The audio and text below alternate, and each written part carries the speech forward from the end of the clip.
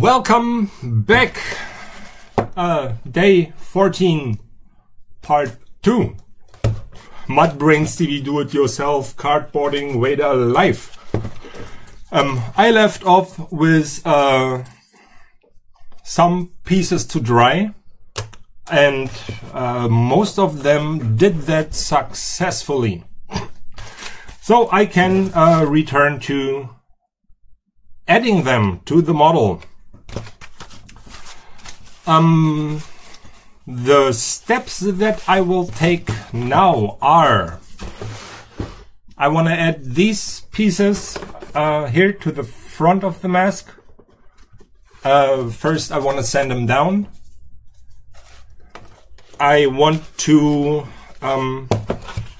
finally get rid of this piece here for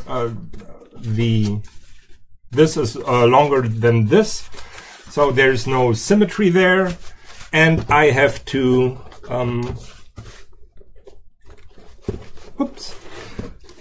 cut some stuff to make the mask sit evenly on the lower part, and that's what I will start with.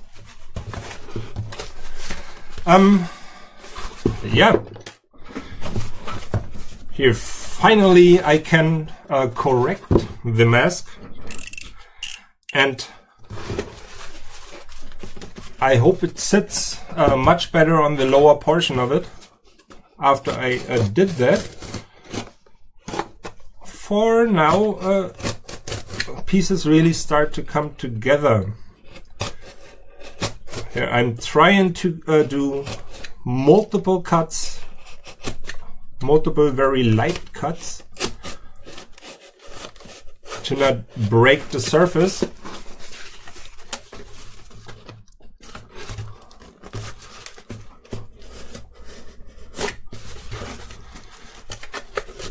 And once I'm completely in there, I can do this forward wobbling kind of thing, which helps me to get through even thick pieces of cardboard.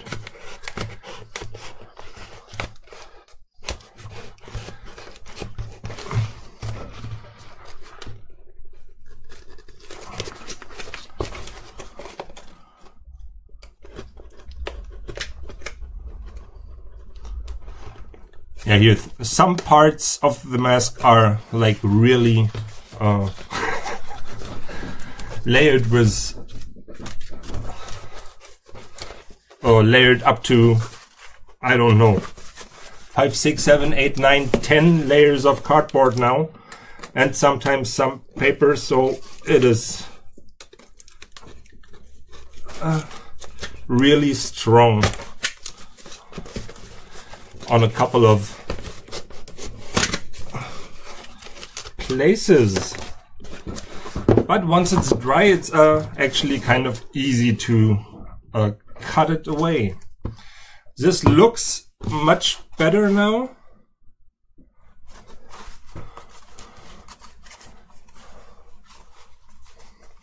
Yep, and it is kind of lining up at my ears.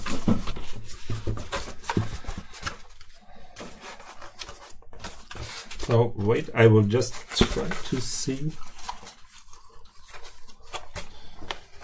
Yeah, I think my nose is positioned there where I expect it to be.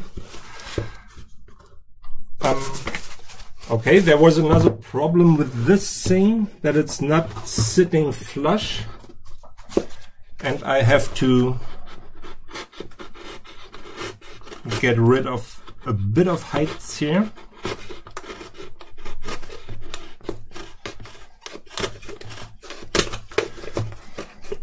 And I hope I identified the right side to cut away some cardboard, or the fit will be even worse.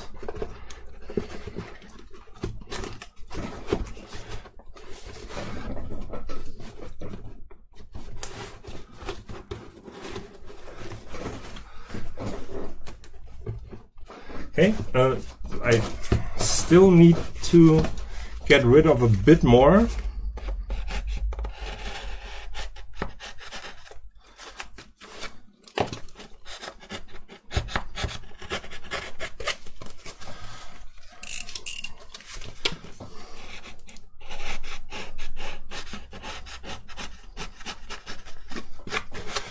Hopefully this will do it.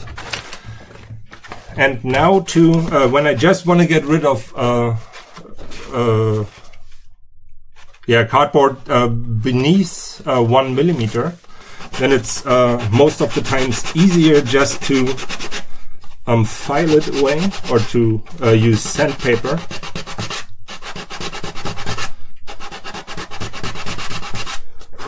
For you have much more control over how much you take away.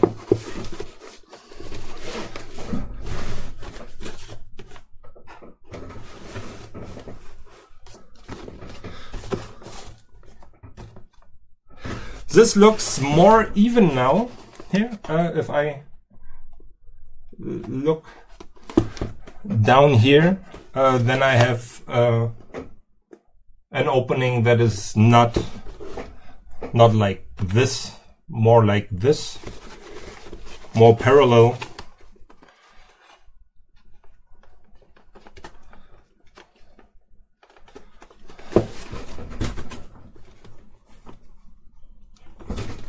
And just the last bit of material that I will take away is here on the outer edge.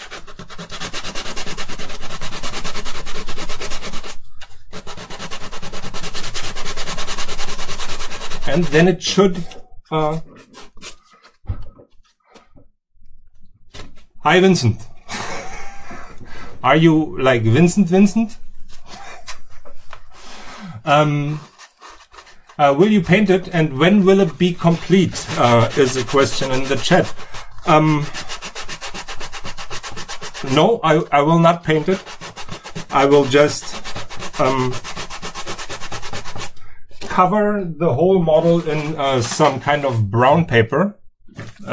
Here, like this.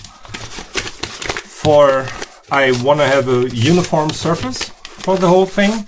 And then I will spray paint it with a glossy, clear coat. For the Vader mask is always very shiny, and so I want this to be shiny too. But no, I want it to stay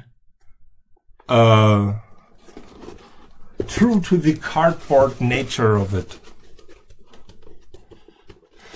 Okay, this fits on there, and now I think I can start to cut this to shape.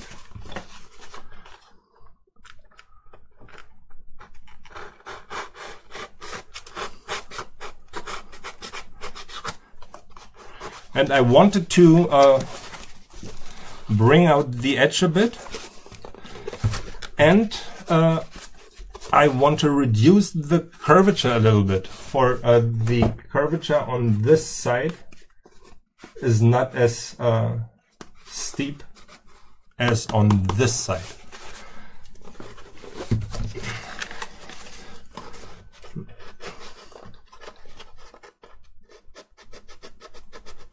Now I will try to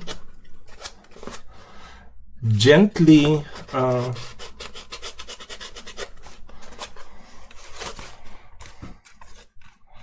yeah, this looks better, even just with just this little bit gone now. Oh, yeah, and there was, when will it be complete? Yeah, I actually don't know. And everything that I hoped for is like already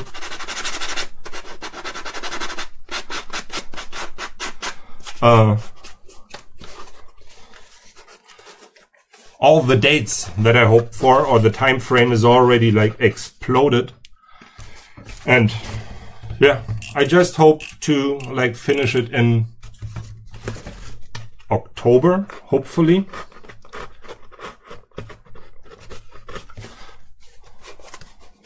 I can't really tell, for this is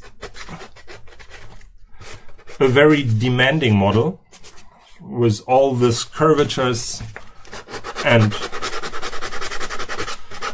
with the multiple parts and with the helmet on top of it. So I had no reference frame for a build like this. For this is the most complex one that I've built up to this point.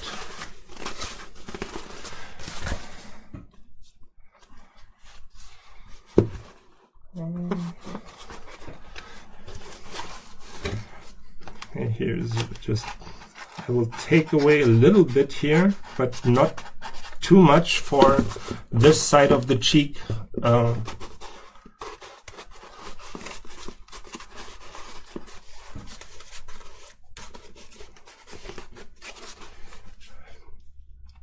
Is actually a bit too low.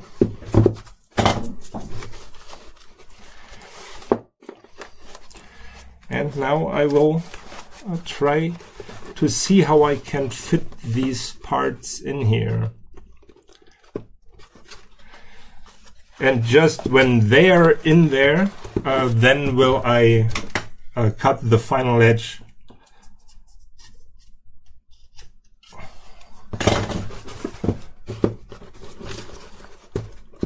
That will then define the top line of the cheek.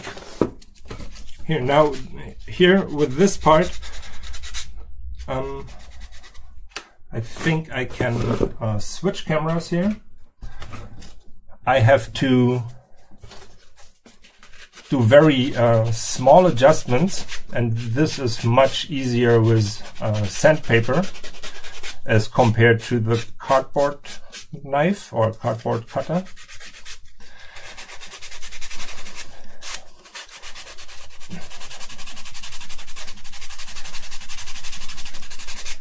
And here, as you can see, now I can sand in a really nice surface here. And that's why I filled the leading edge here with some glue. For the glue makes it a whole lot tougher. And this way it's easier to sand.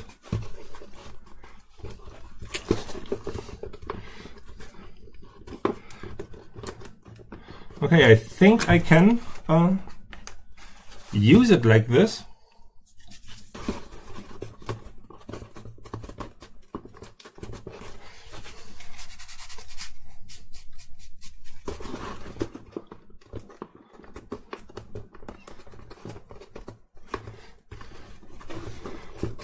Yeah, I think I will just glue it in, and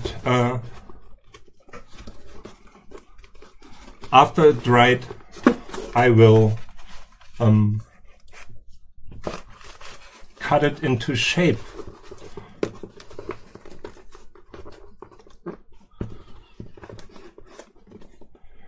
Here, and just what I want to check now before I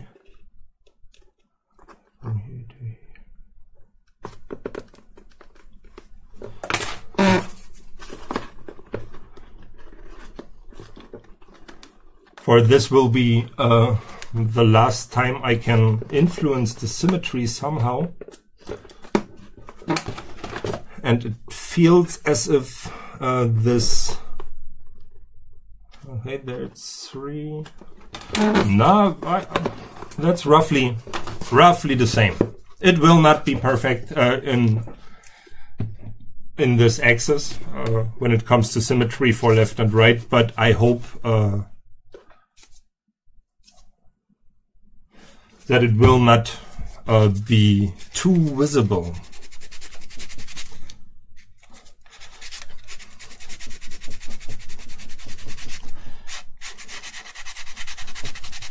Here, the main thing that I want to have here is a clean edge on top that is then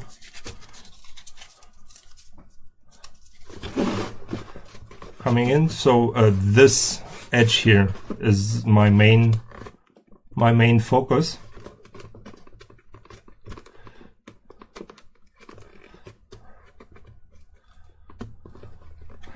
And what I'm thinking about is, or what I think what I should do is cover this edge with cardboard before with some brown paper before I glue it in. For this will be very hard to reach once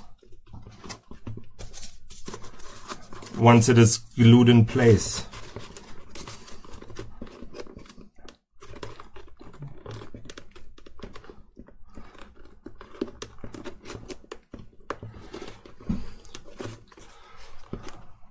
Okay, this will come up a little bit.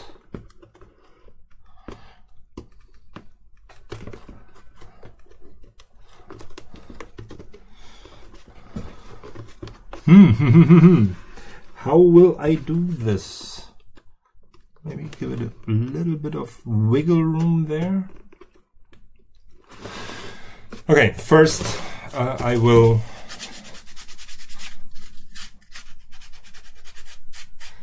smooth down this edge here.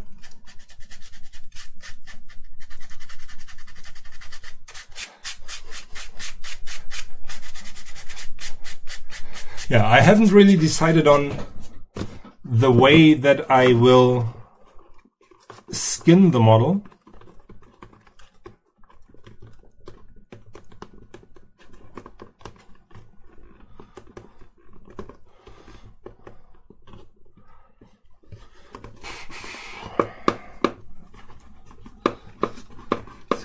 In here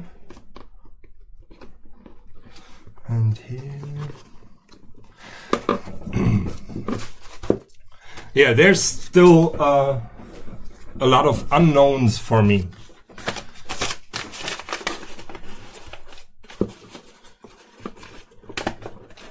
Yeah, the color is okay. It's not perfectly the same, but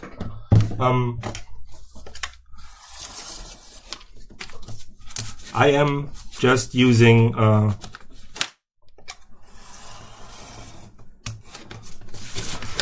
stuff that was used before.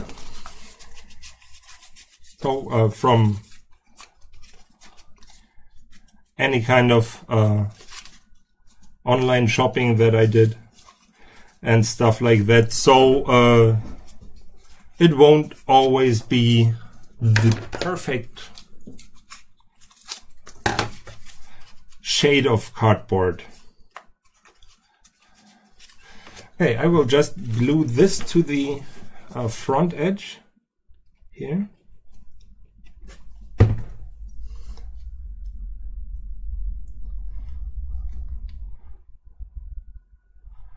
And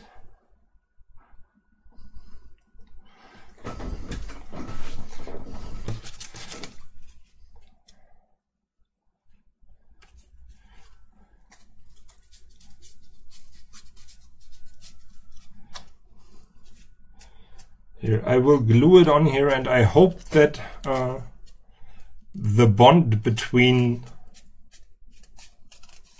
the edge and the cardboard will be strong enough that I can cut the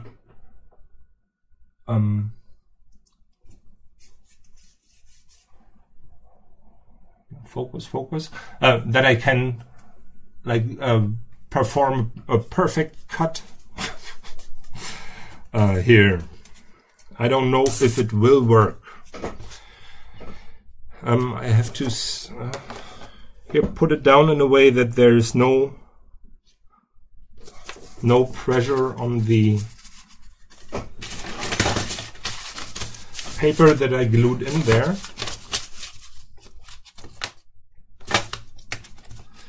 now I will do the same thing for the other side.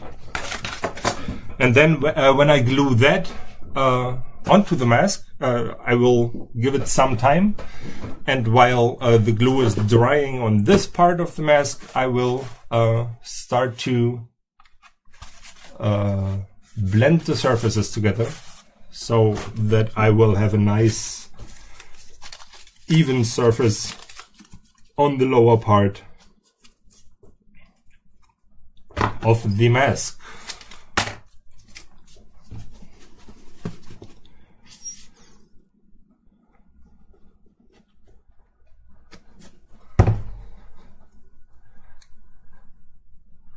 So, but I really like the progress that I made today for the addition of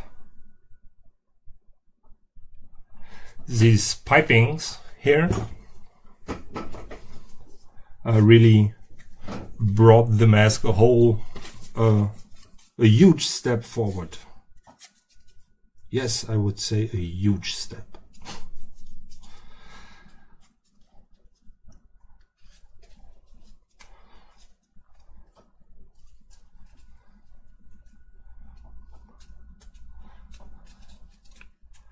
Okay, this right from the start, this does not really want to stick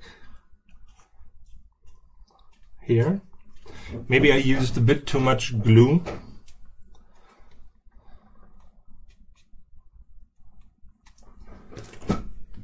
Yeah, I will. Oh, I have to. Maybe I can tilt the camera back a bit. Yeah, I think that is better.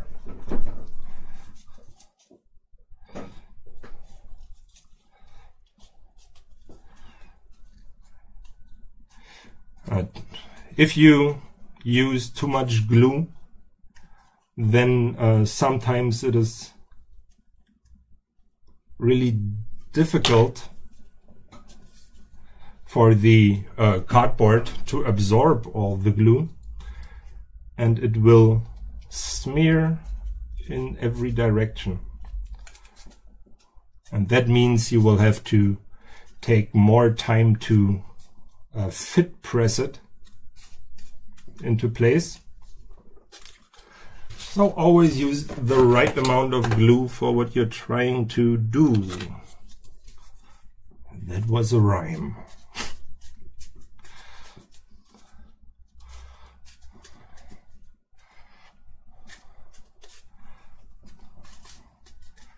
Okay, I think it starts to do what it is supposed to. Now I will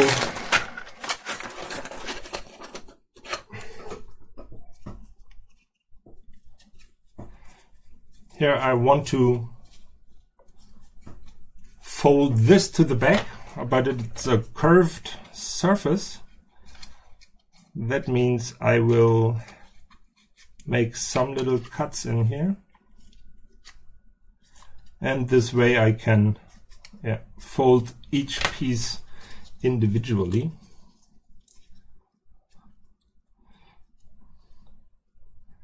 Here, and even though I have not cut all the way to the edge, now I am able to bend it over.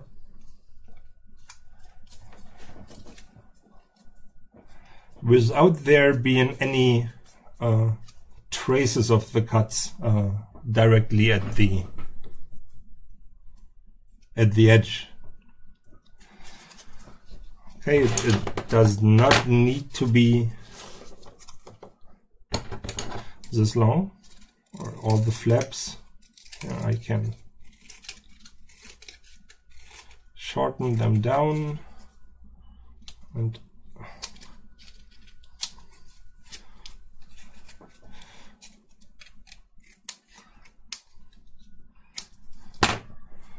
yep.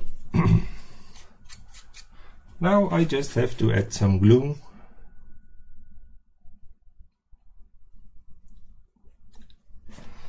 And I will have a really nice corner there, or a really nice edge, a very sharp edge.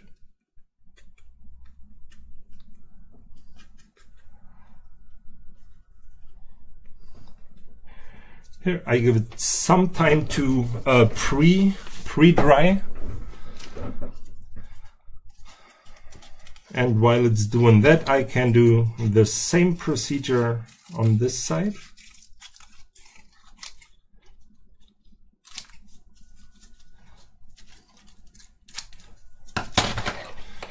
Here, once again making small cuts in here, but not down to the edge.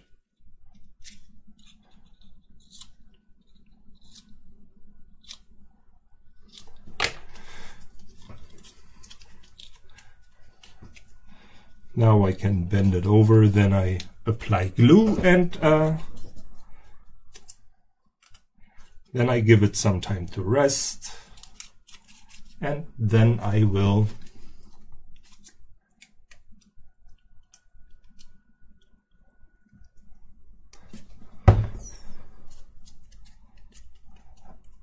push it into place, starting with the other piece that is pre-dried now. And this process of giving it some time to rest makes the glue more sticky. It maybe whoop, whoop.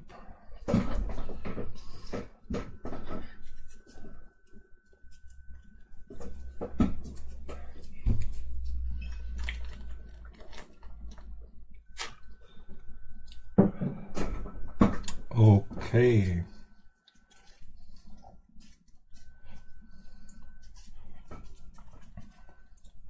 Yeah, and then I start from one side, always pressing against the edge.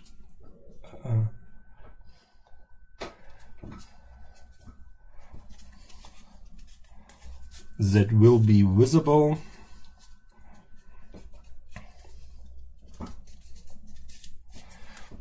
Okay. Oops.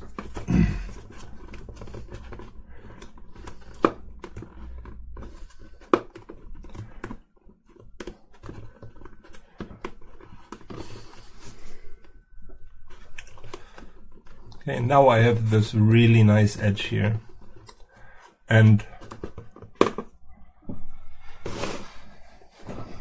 after I did the same thing to this, then I will try and use a really long cardboard cutter blade, and I will try to perform a clean cut to get rid of the overlap.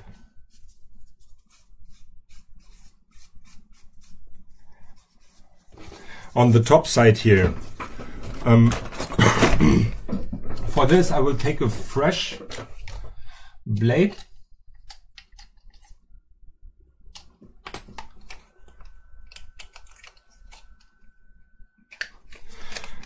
and hopefully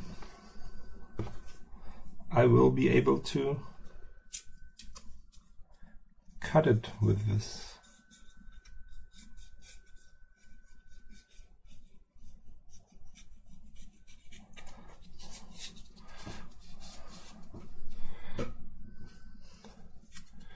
Yeah, this is kind of a nice cut. Here there's some glue residue there, but yeah, that's nothing I can change now. But overall it's a good cut here, and this is a nicely covered edge. Oh, same thing here.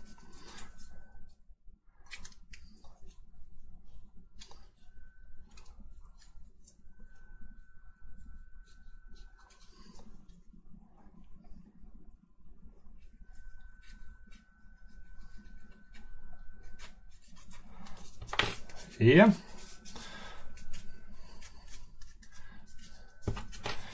Very nice, very nice. This is kind of good. Here is one piece that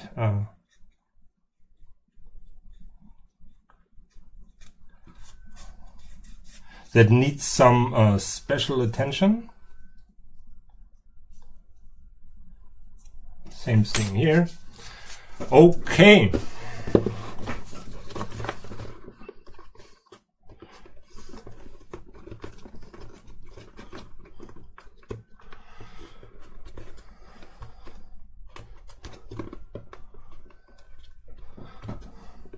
Yeah, I will glue them into place now. And then I will move on to the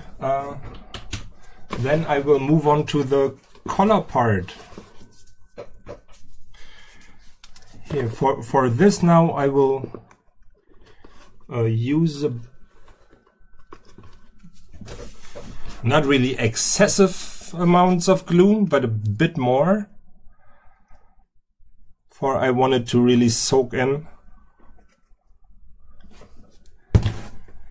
And here it's an uneven surface on this side, so it helps to have a bit more glue that it can even out the underlying surface, so that some glue can really fill the valleys of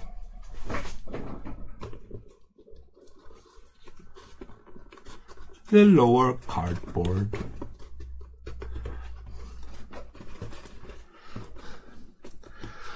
Okay, and now because I used more glue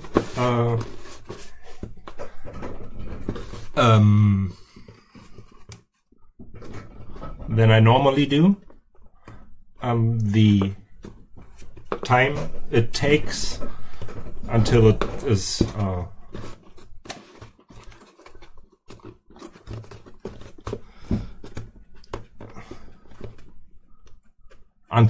accepted by the lower pieces of the cardboard is a bit longer.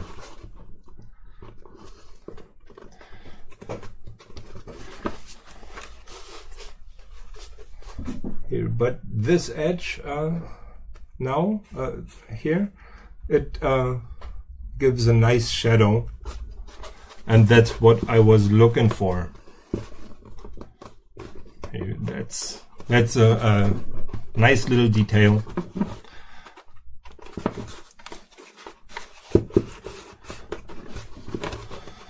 Okay, now I can put in the other side.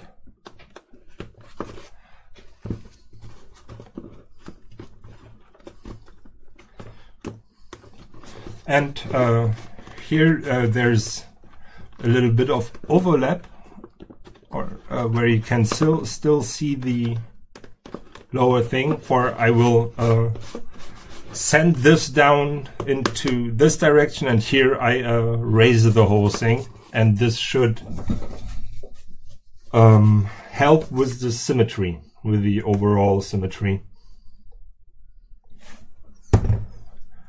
And then I've done all I could. Here once again a little more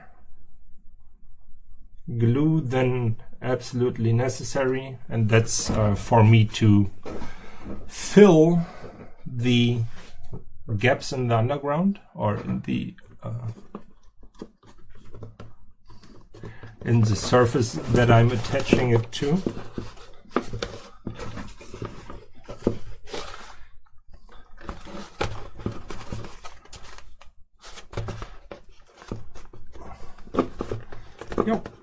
Yo.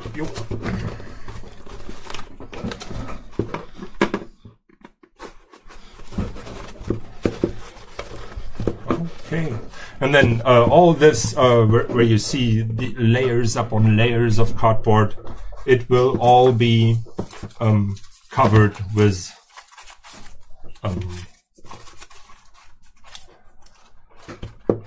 one layer of brown paper, which means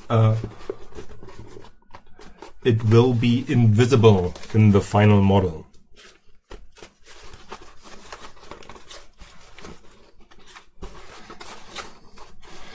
Okay, now I don't try to put this on here, for there's still this overhang, and this would push this tubing out to the side and maybe make it break loose from its position. So I will not try to do any fitting now.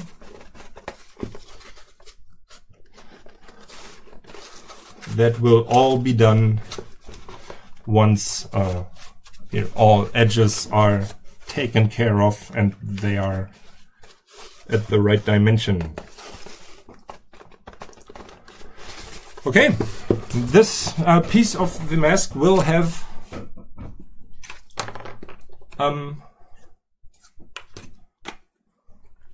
a pause now. Where can I put it? Maybe, oh, my coffee. Maybe here. Wait, let me look if I can like stand it up a bit. Oops.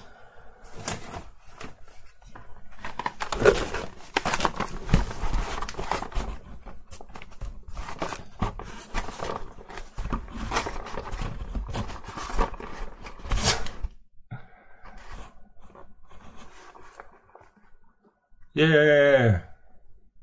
No, nobody can see what it is. This might be nice for... No, it's not. I thought there was a mosquito in here. Or is it? Just to be on the sure side, I remove it.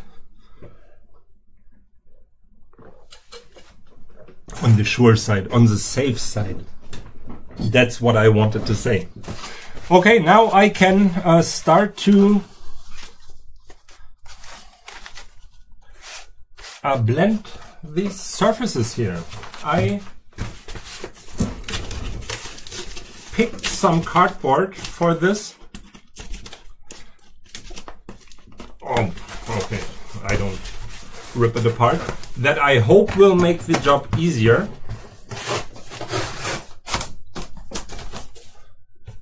Or not easier, but that will aid me in it. For this is a single wave cardboard. Here you can see that, and it's kind of flexible. And I hope that this helps me to smooth it across the two surfaces. I will get rid of some stuff now.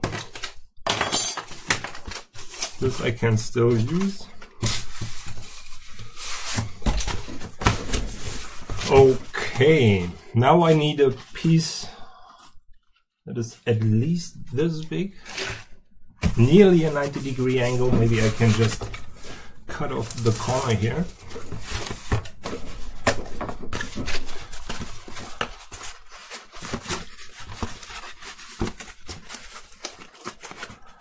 Okay, it will come from this. Here, I don't need all the lengths here.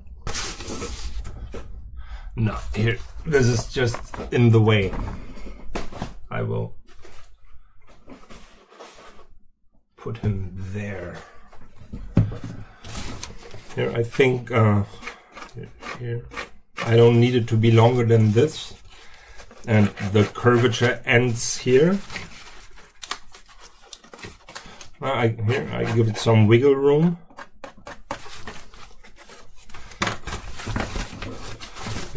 And then I try to, now that I have the rough shape that I want to apply there, you just maybe the other side is roughly, oops, roughly the same. Then I don't have to try a lot. Now I will try to pre-bend it in a way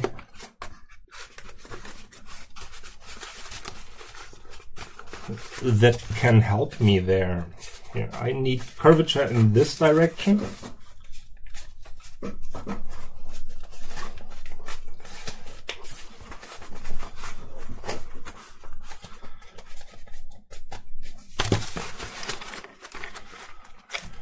a lot more at the front. And there I will try to use the edge of the table to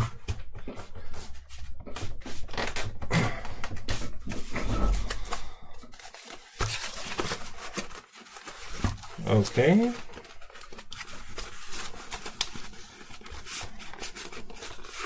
Like this, and then I need curvature in this direction. So I just try to pre-bend it roughly to the shape that I will need where I want to apply it.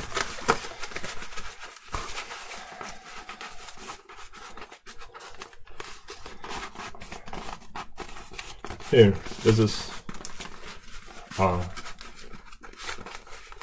better than as I expected.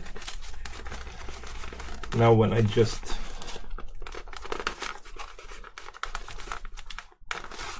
okay, this is the most problematic thing.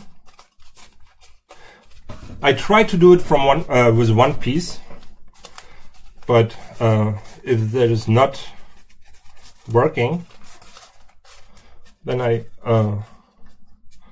can still decide to use another piece for this lower part here.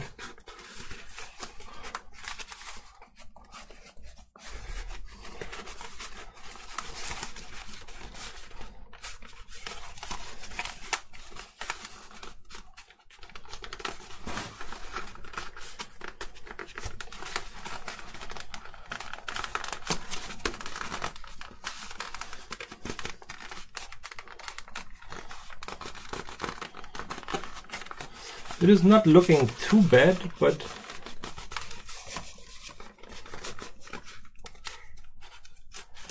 I think I need more structure underneath.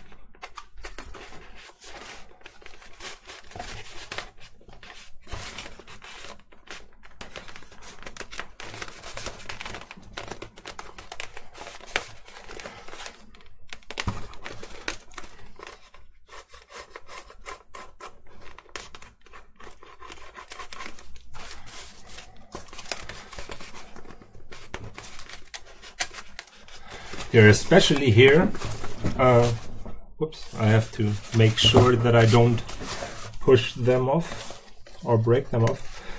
I think it will help to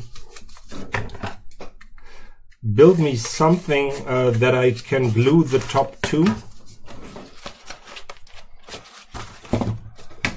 For right now, the only chance for me to glue it somewhere here is against this single layer of cardboard, and that will not be enough.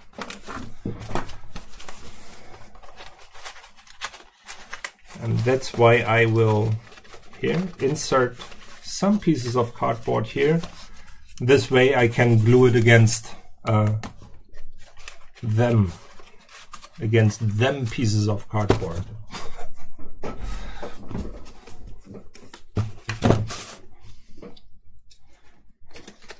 Oops.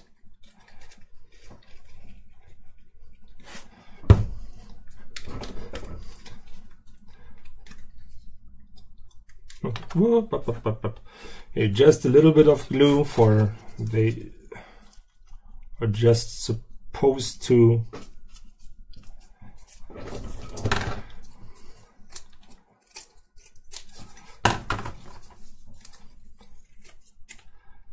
hold dearly to one another.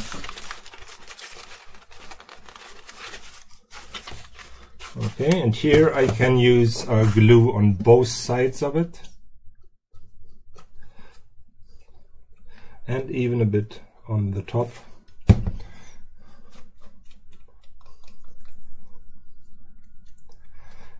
And then I think I have a good edge to or a good little plane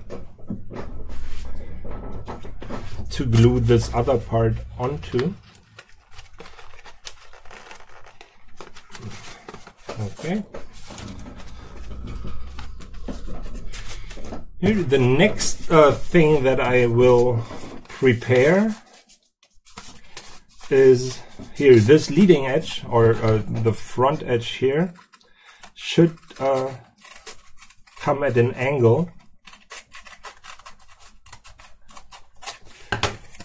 Here, okay, it's not pronounced enough with just the scissors, so I will try to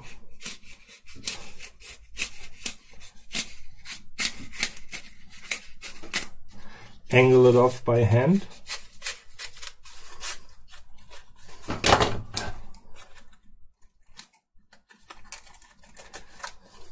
For this way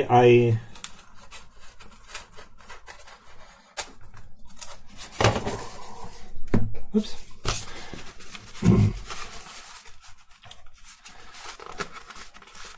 Yeah, can really blend one surface into the other surface.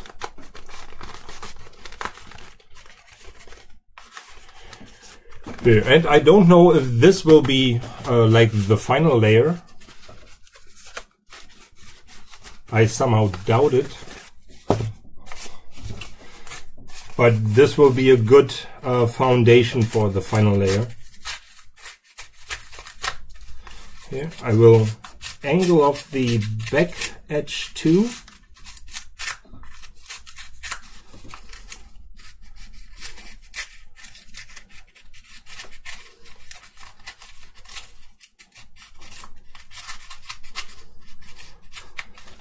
And the top should sit flush against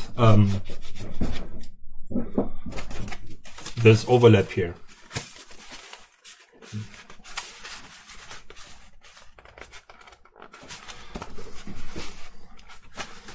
Okay.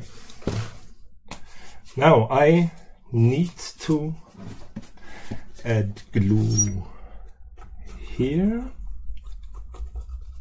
in here,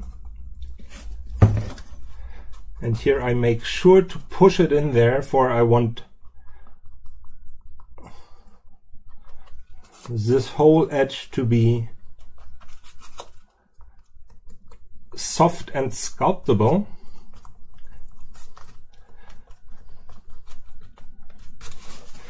Same thing for the back side.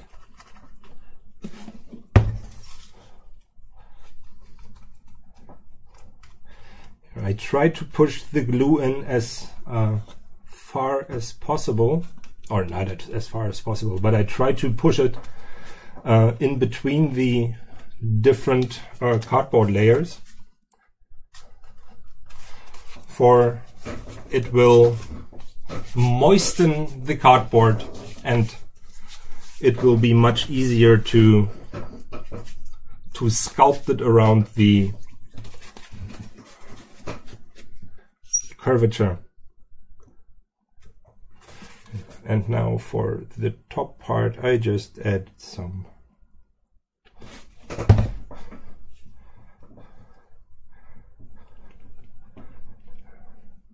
I just want it to be enough to grab into.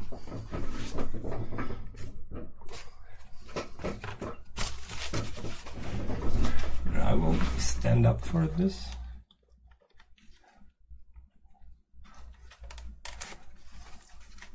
Oh, I forgot to put glue down here. And even here.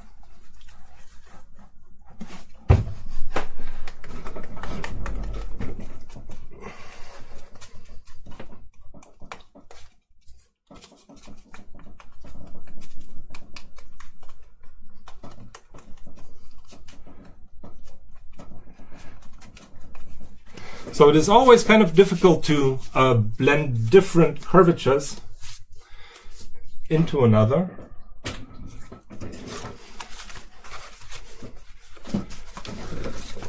Yeah, I just give it a little bit of time.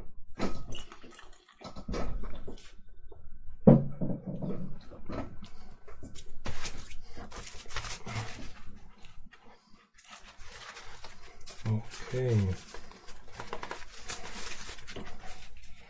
And now first I try to make sure that it's held in place by the glue here on this backside edge and on the top edge.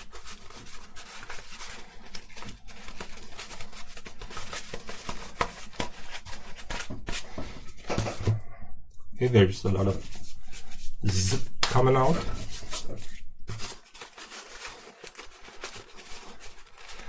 And now gently I will try to push it around this curvature here.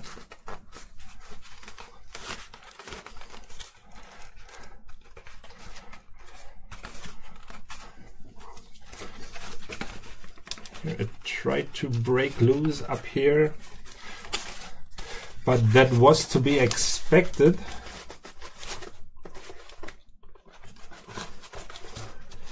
I try to push and pull it into position.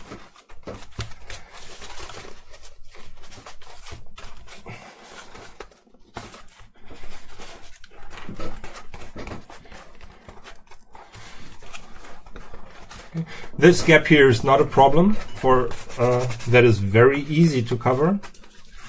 But the main curvature has been established with just one piece, and this can be called a success.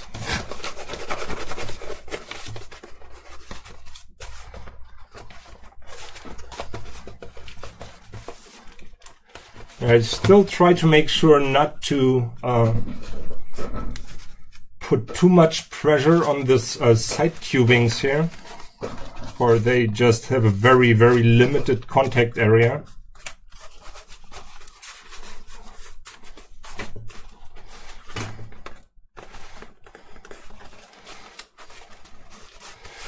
Nice, nice, nice, nice. Better than expected. Here it tried to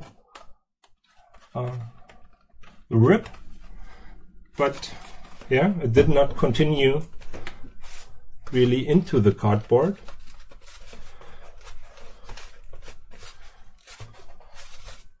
That's lucky.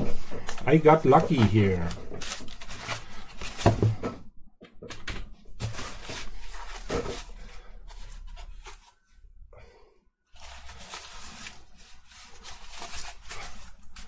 Here the curvature works. Here. I will sculpt the curvature some more once the edges are really strong enough to withstand me working on it. And just for now I will add some additional strengths to this with applying some stripe of brown paper here.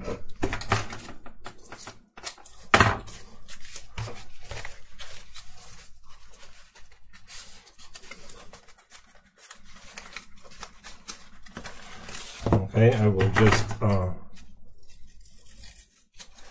cut it like this.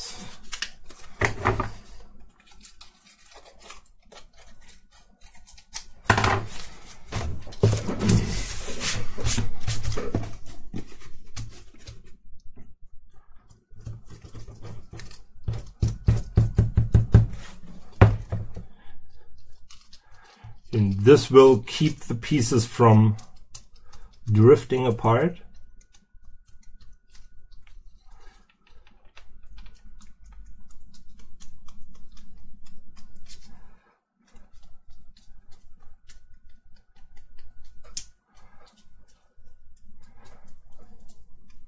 I try to cover everything with glue, for then it is much easier to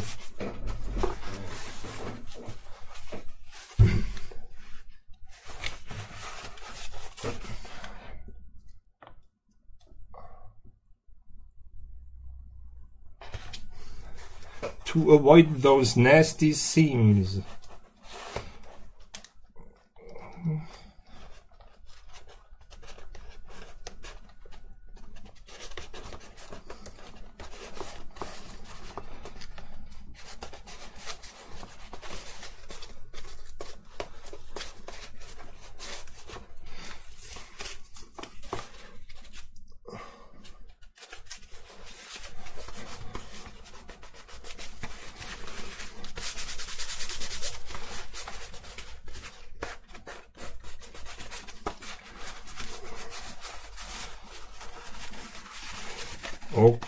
Okay.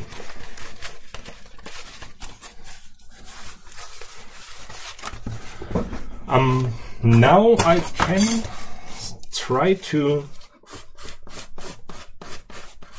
even out the curvature a bit here.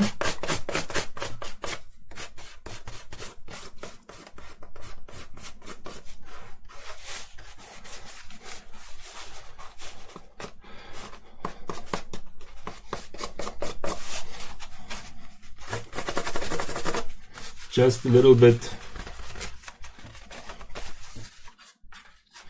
Okay, this rib expanded a bit, and that's why I will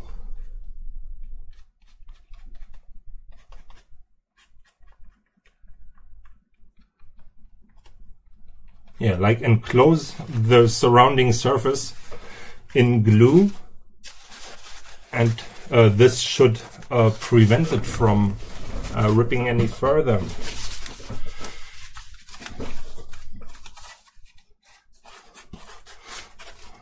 Okay, that was not that difficult.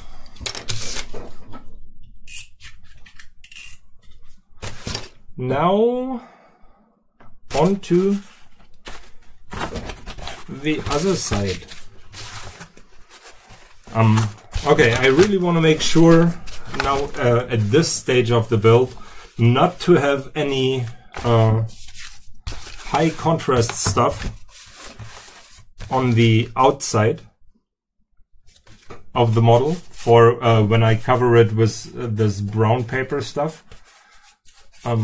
Black color sometimes will shine through, and I don't know how many layers I will add, and if it's just one, then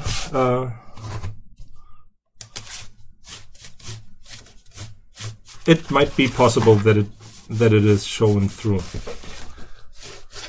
That's why I'm just mirroring this part now, roughly.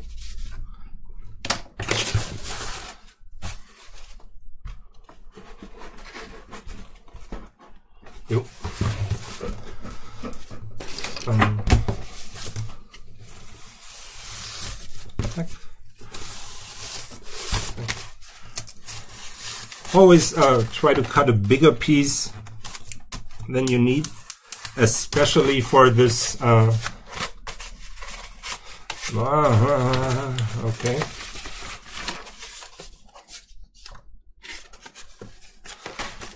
No, I don't want to use this piece here for.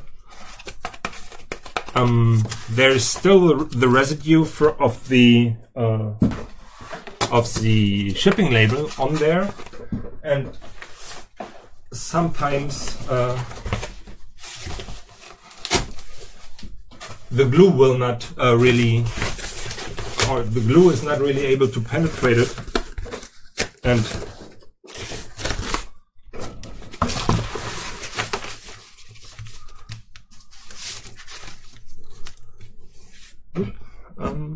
like this. And yeah, this would be sad.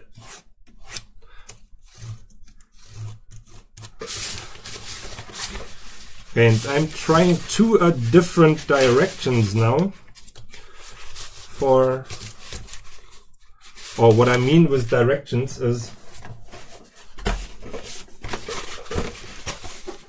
the cardboard waves in this piece run like this, and here, as you can see, they're running like not straight into this direction, but halfway down.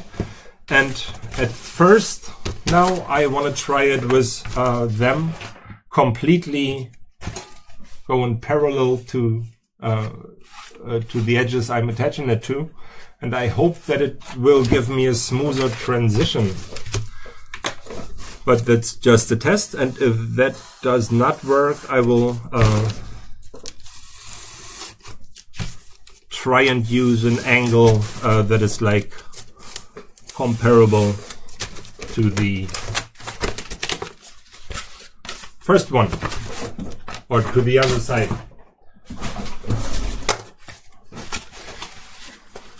Okay, first thing here, again I need something for the glue to hold on to. Let's see how deep I can push it in there.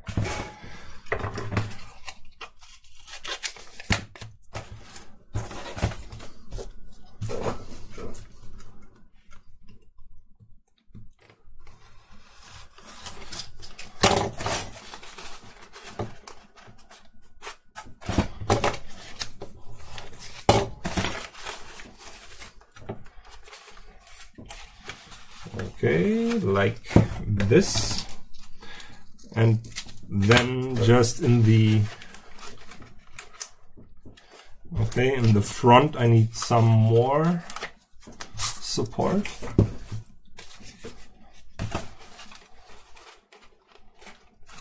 Okay, yeah, I'm just trying to use the leftovers for this. Okay, this will just be needed in the front here.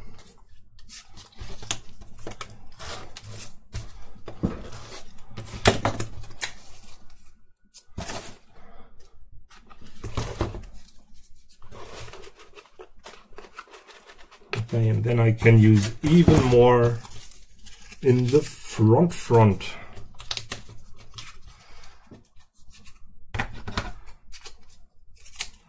Like this, yeah, and always make sure that you have enough surface to make contact with the glue. The bigger the surface, the safer the connection.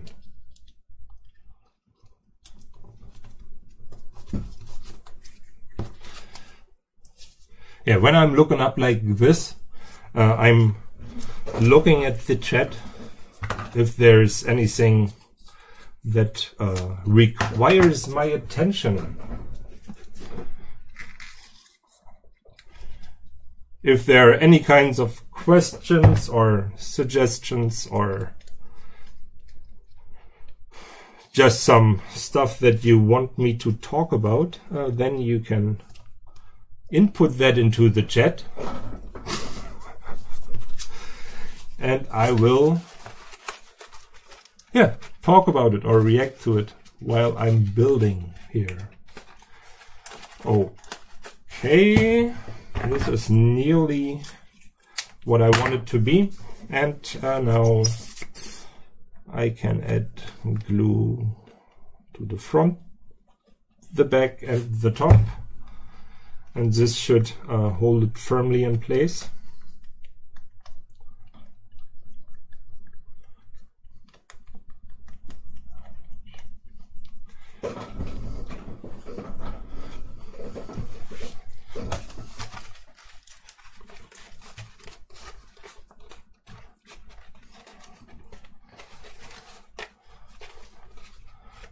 Okay, and here I can just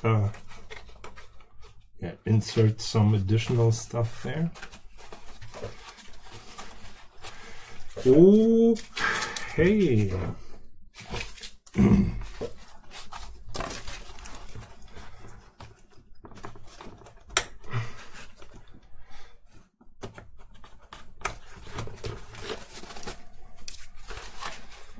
Nice. I think I can get rid of these for now. And now I will, as I did on the other side,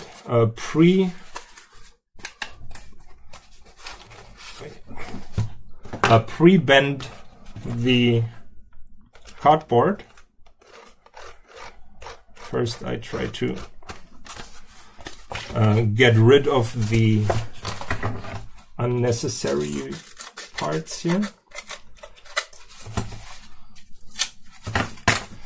There, and now I will try to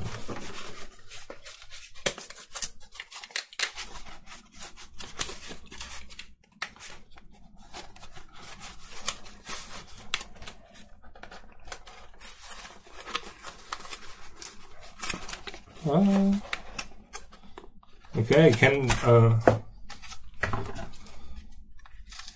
get rid of a bit more here. Okay, and I don't want to overdo it. So now I am looking at the curvature that I have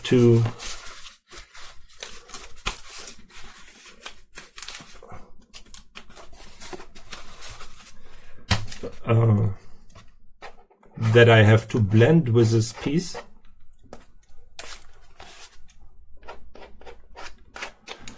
And then I try to, as good as I can, pre-bend the whole piece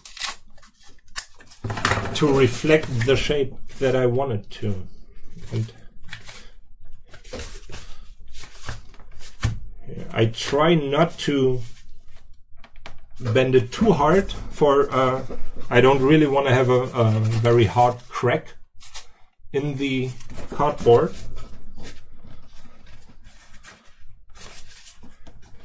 Just some slight curvature, and there's more curvature needed in the front of this piece.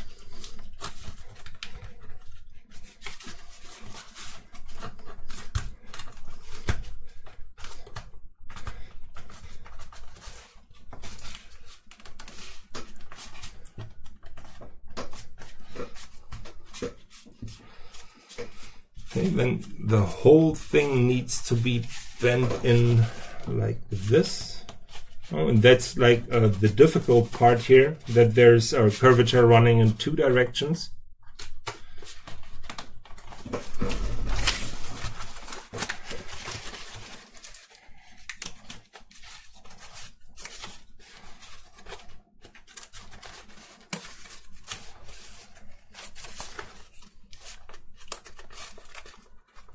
Okay.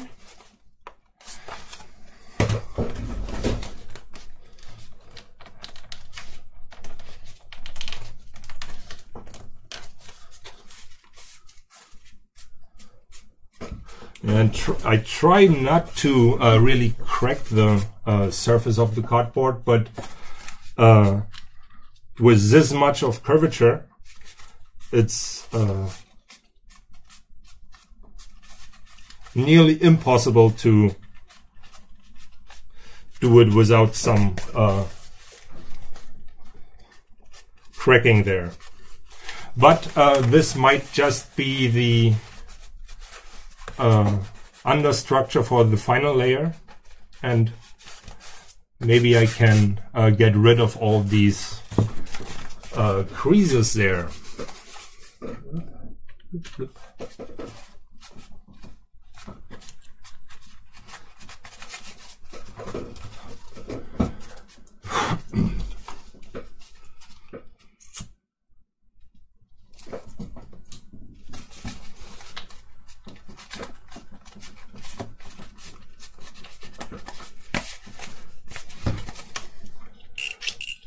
Now, as I did before, I will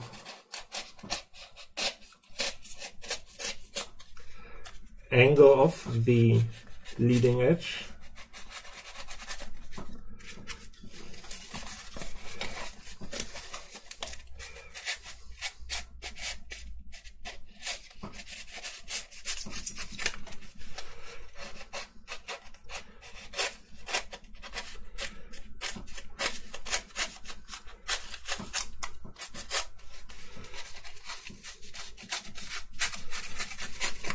Okay, and do the same thing for the back end of the cardboard.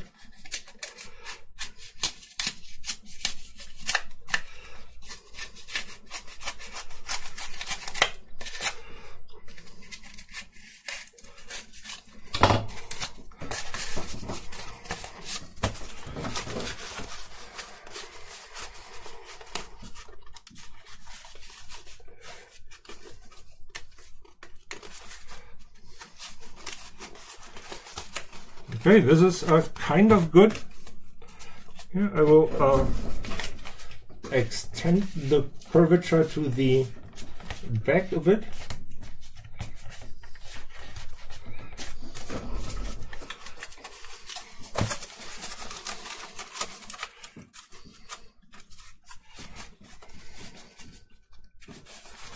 Okay, I will use this line as a marker for me.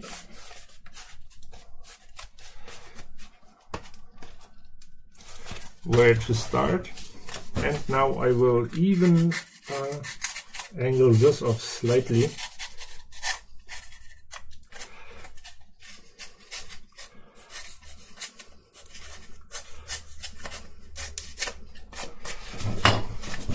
Okay, and then once again I will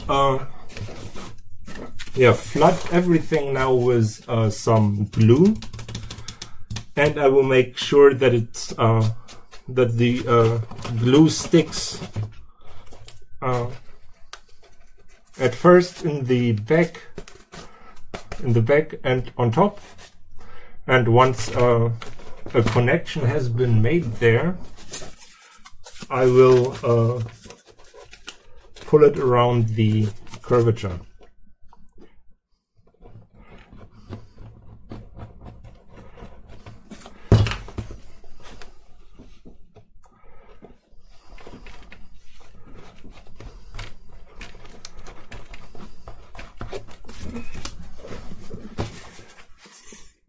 Okay, and again I try to push the glue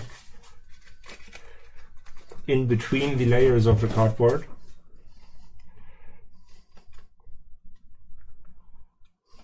To make it softer.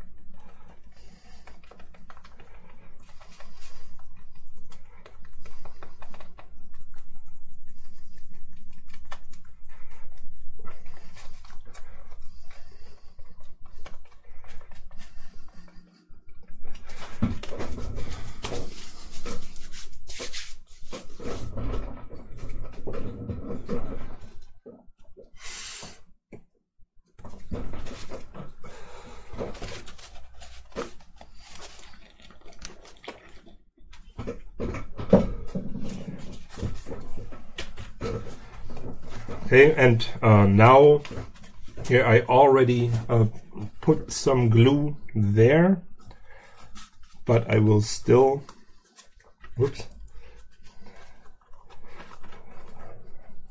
add glue to the whole surface for when the glue dries. It will help give stability to this piece of cardboard.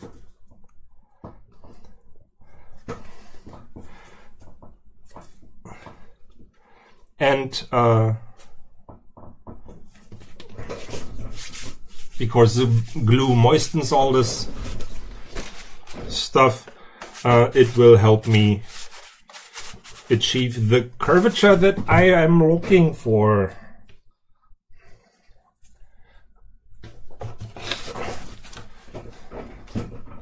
Okay, I try to look at my marking in the back here.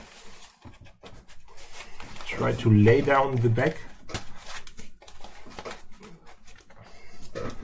and then work my way to the front with pushing the edges towards each other.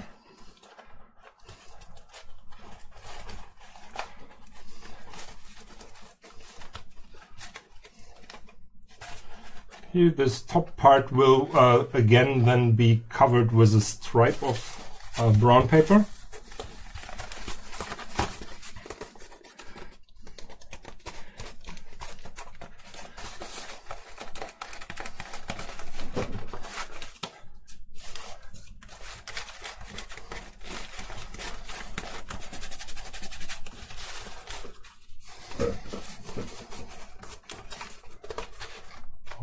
Okay, and now I try to gently push the cardboard over.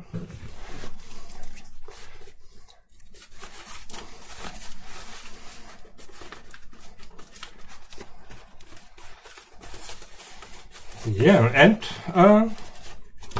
this side looks better than the other side,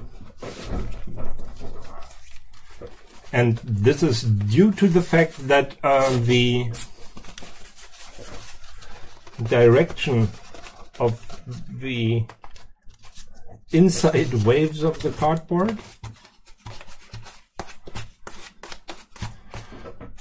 are along the curvature, or this is the main curvature of the surface, and these here, I think, yeah, you can see it with the shadows. For this completely follows the curvature, it is less likely for the cardboard to have this kind of heavy cracks. So I should have done this on the other side too, but yeah, I was not thinking about it while doing it, but at least I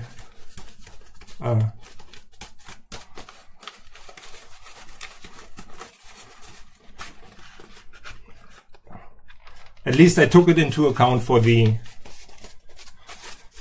second piece that I glued in.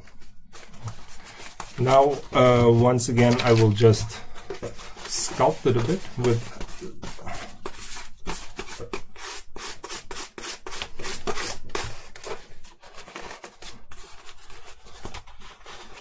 this modeling tool here. Here, there's a very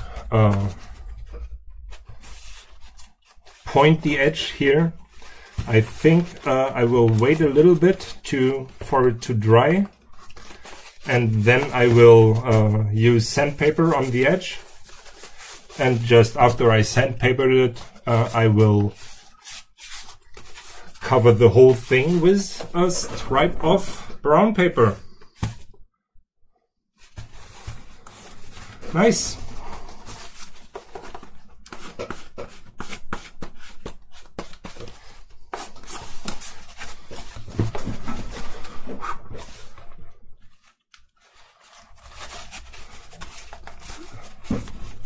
Very, very nice.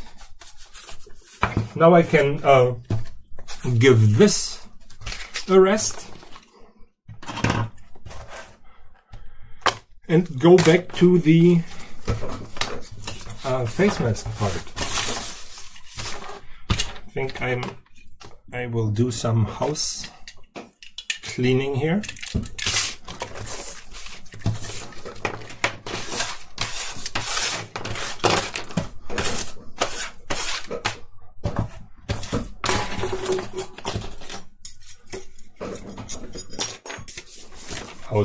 Housekeeping. I think it's called housekeeping.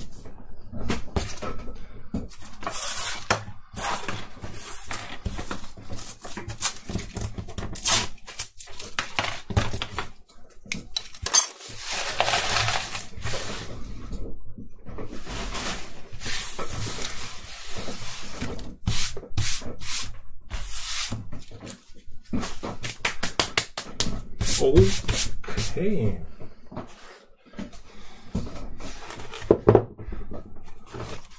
Face mask. This should be dry enough now to start cutting it.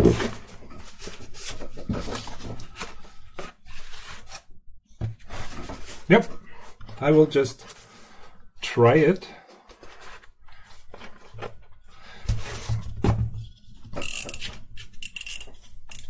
And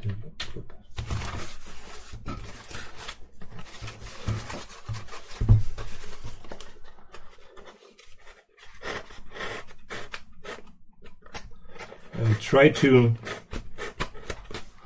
work myself towards the final destination of the cut in small increments here.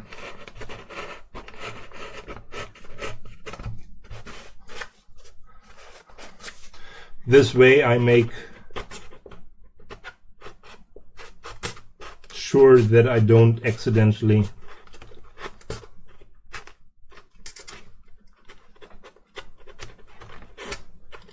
remove too much at once. And always keep in mind that for the real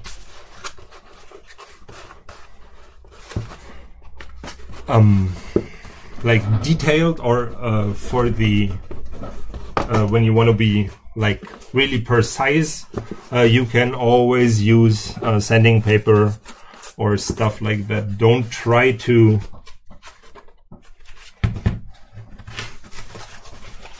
be too risky with the cuts.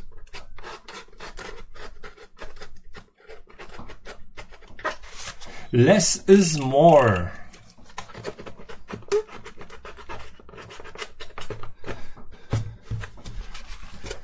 At least when it comes to this, for yeah, just to rework surfaces over and over and over again, it's just like boring. Okay, here I see that this surface is kind of flat, so I can try to use that as a guide for my knife. And now this, yeah, there's a nice conformity between both surfaces. Very, very good. Now I wanted this part to be raised a bit here. That's why I'm just cutting away the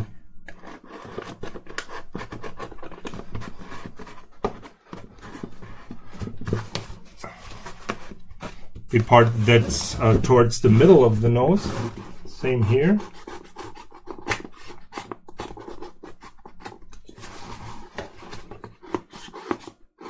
But on this side, oops, of the cut, I wanted the cheekbone to be lowered a bit.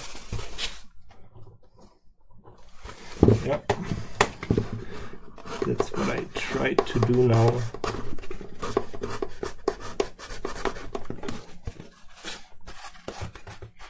Here. And I don't know how this will work out, but I want this whole piece here to just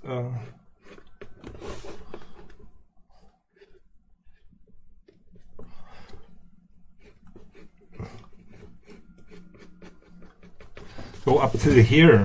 So I hope I can cut this there. I don't know if it's visible where I marked it, but yeah, this side is not as wide as this side. That's why I want to get rid of this.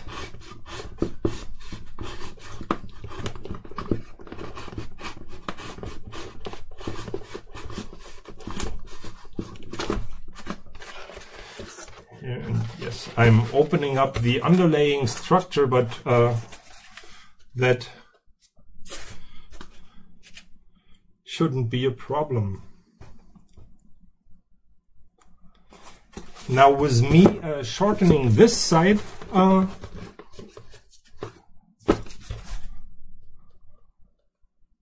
the balance is shifting from left to right, from right to left.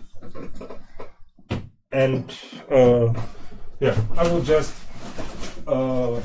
always look at it and make like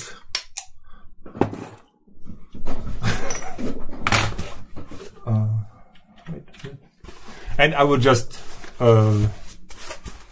try to adjust everything on the fly, for this is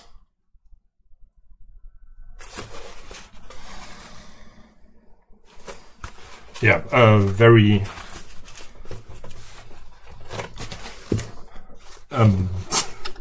very much all over the place. Yeah,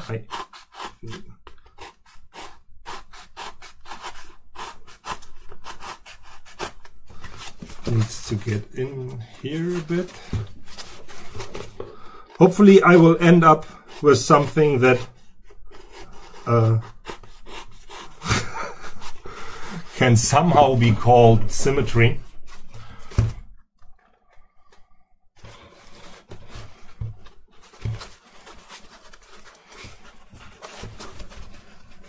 I will see.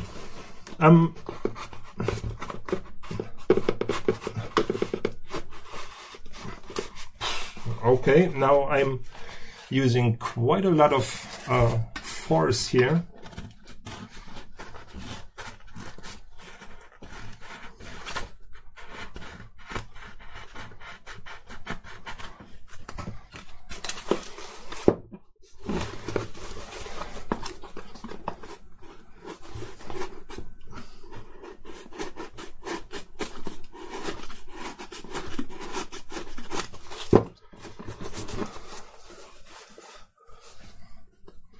Okay, I want this curvature. Right now it's convex to be a bit concave.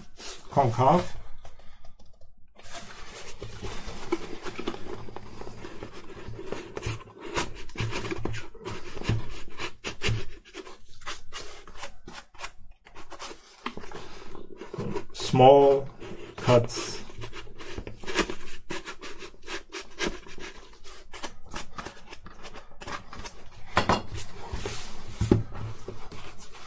Okay, and now I will do as I said before.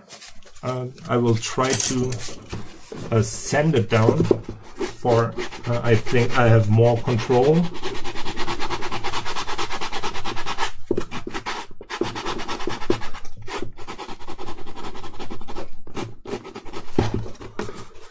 Okay, this moves to the inside from the corner of the eye.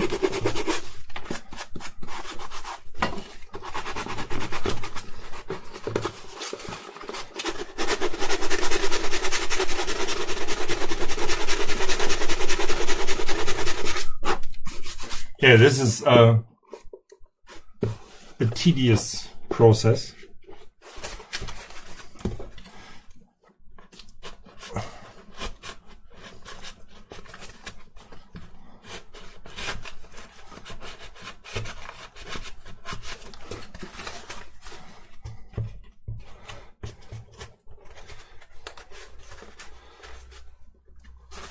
Okay, now I have a complete breakthrough to the inside of the mask here.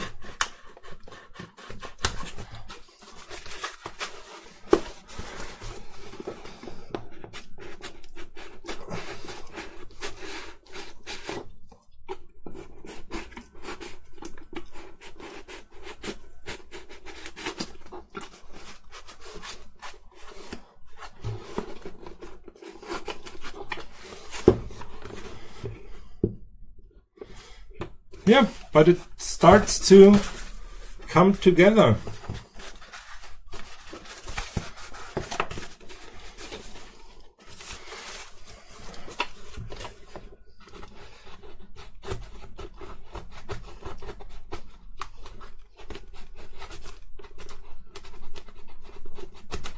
Yeah, I'm talking, or like I'm very silent once I'm trying to focus, for I really don't want to have another pass at the symmetry stuff.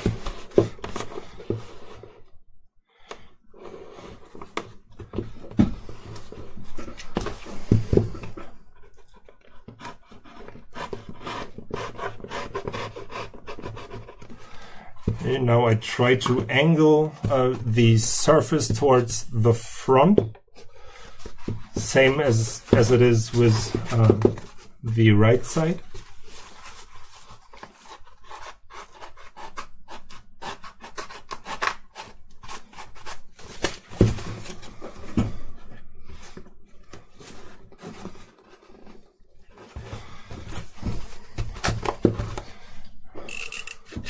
Okay, and I just need a little more curvature on this side of the respirator.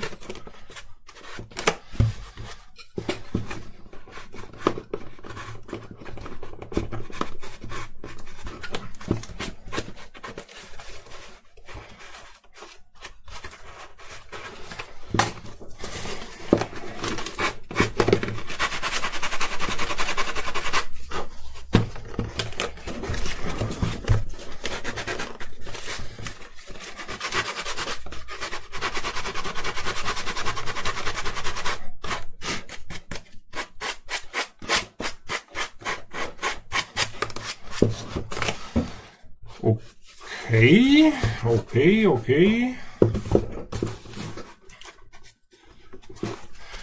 If I just push it in with the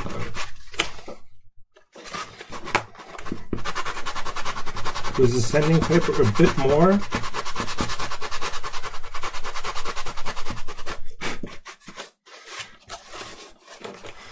then it should work out. And yeah, this edge here is still very straight up, and this is angled to the front.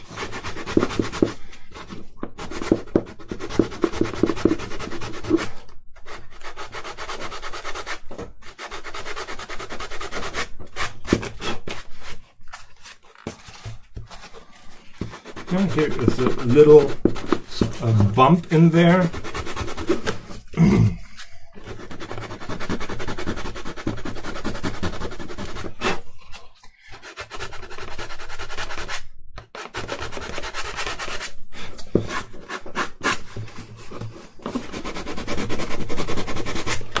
And just to have a better view, I will cover this hole just with some brown paper to help me really see the surface. Here. And this should be angled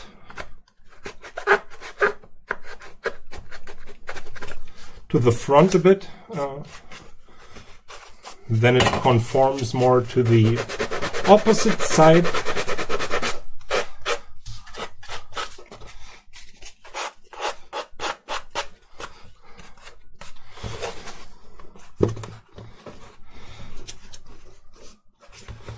Okay, and this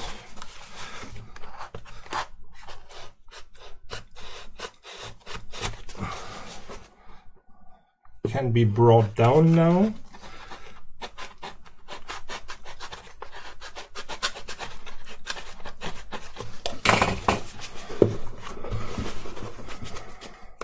Yeah, don't always try to cut everything with a cardboard knife or whatever means of cutting you are employing. Try to remember that there's the possibility to use sanding paper, and it will give you more control.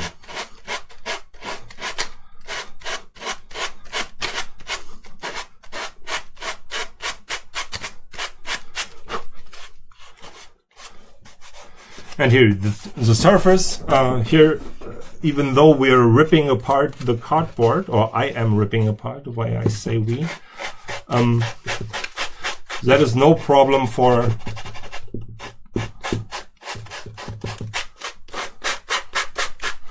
this is very easy to be covered.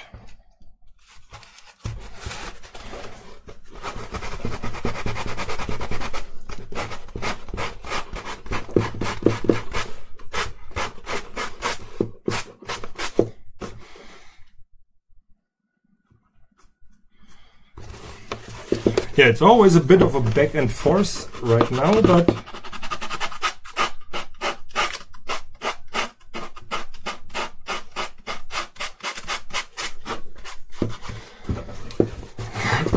I think it's in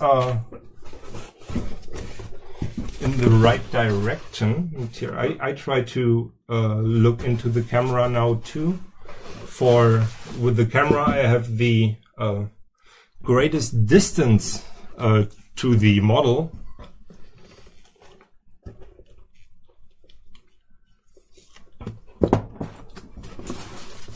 And I try to use that to my advantage.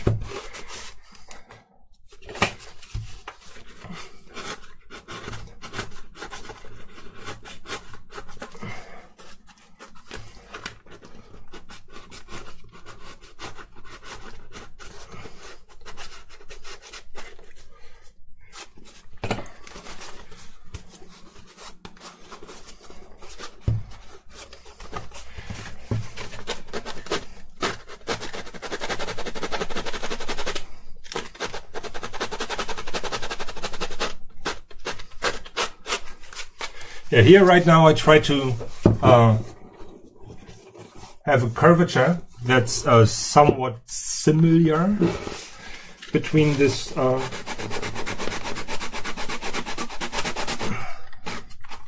two sides.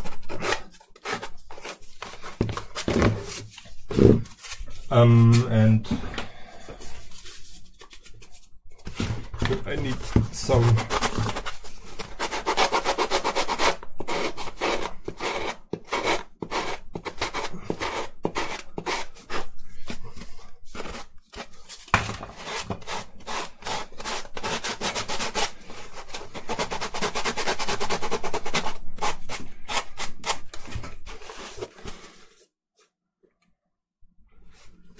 okay.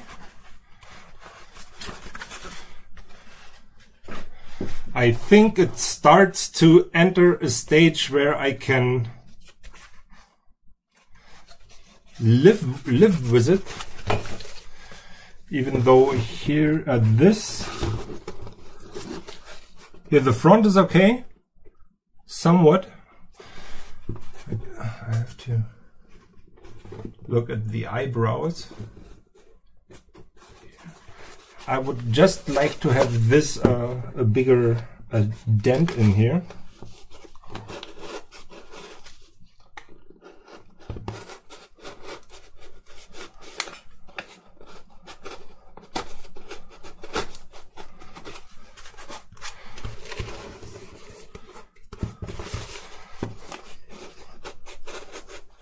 Okay, now I'm reaching the same depths on this side. I'm inside the understructure.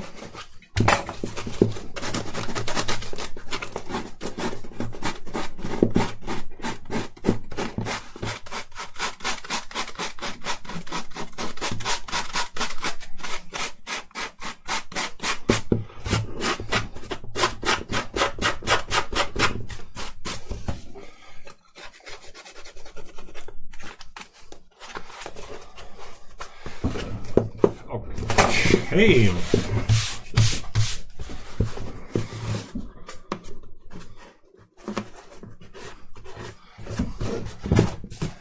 let me check.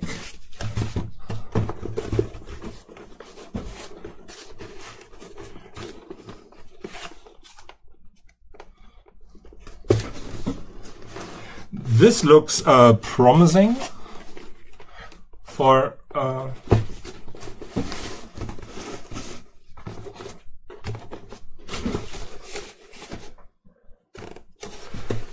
yeah, the only problem seems to be that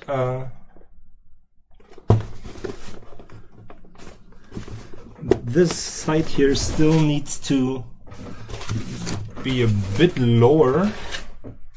So I will continue to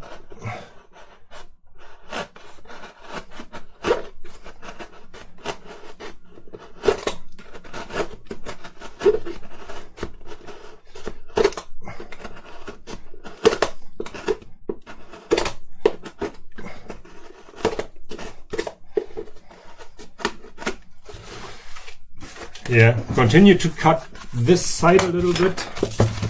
Maybe it's better to see from the front why I'm doing that. But get in there. What the fuck? Okay, I'm...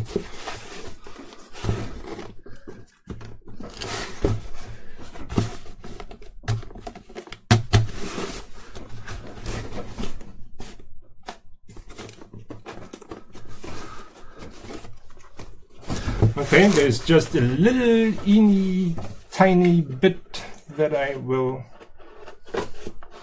need to remove.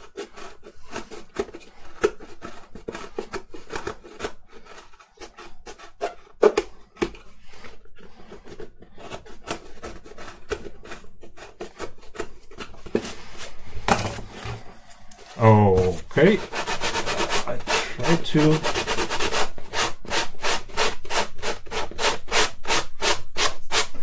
bring this down in one line, and now please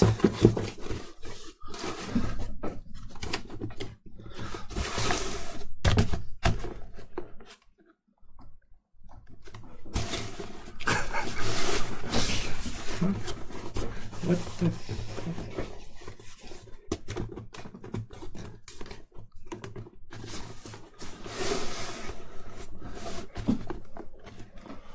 no, but this is good enough now.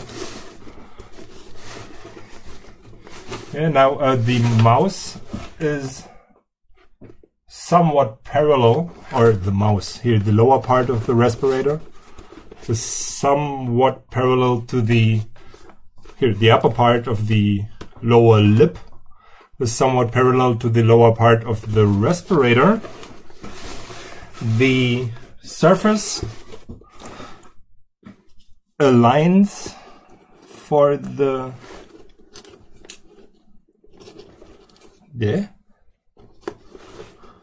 I corrected the angle there, so I have to readjust that, but this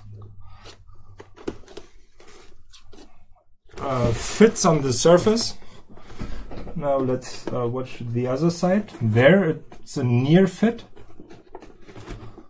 Nice. Here the mask is still a bit compressed here, but I will push it outwards with something like an inner little rim coming up here to securely hold the mask in place. I like the face. Here all this can be covered with just normal pieces of brown paper. A huge step forward. huge step.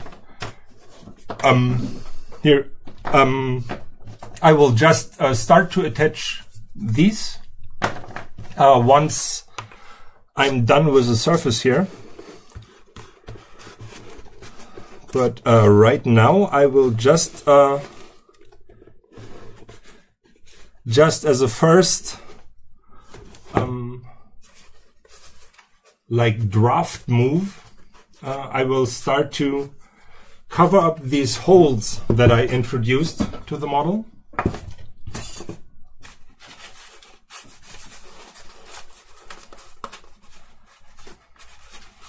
Here, this is still wet on the inside.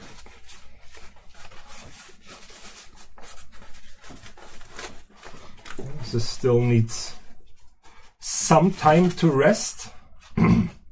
But what I can do is sketch on the dimensions of the lower part of the respirator.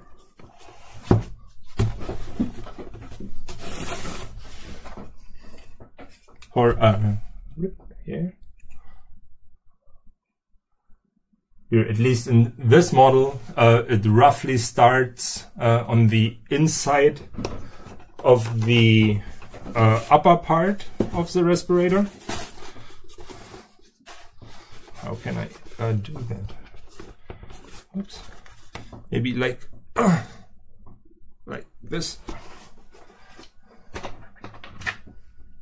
And so it would start here somewhere and here.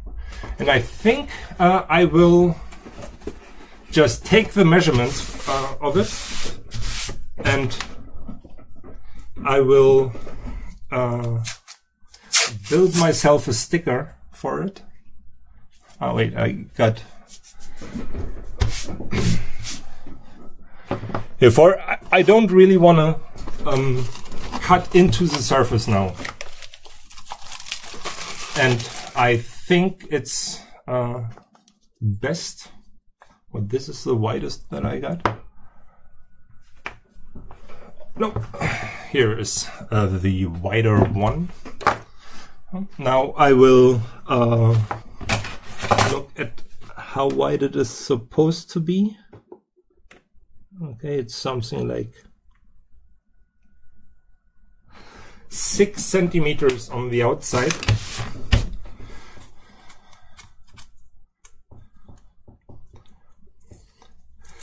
And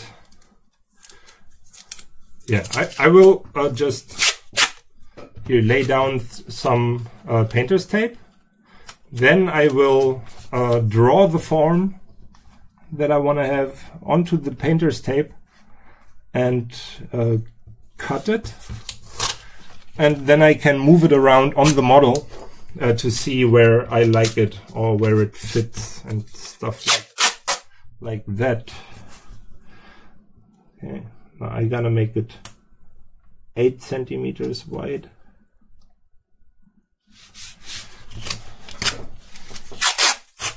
And use 2 or 3 layers.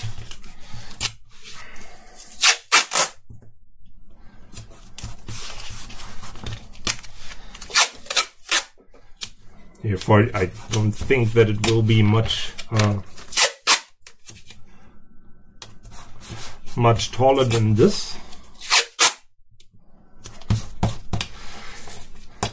Okay, so now I can sketch it onto here, and then yeah, just use it on the model.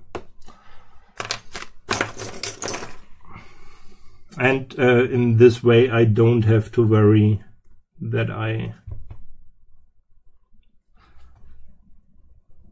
draw on the surface. I will take the center line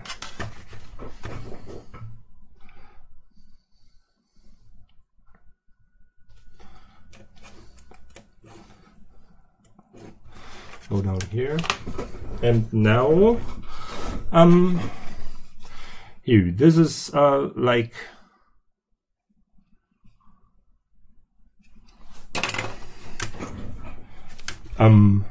it seems as if each part is at least the same length, something like the same length. So that would mean here around 6 if each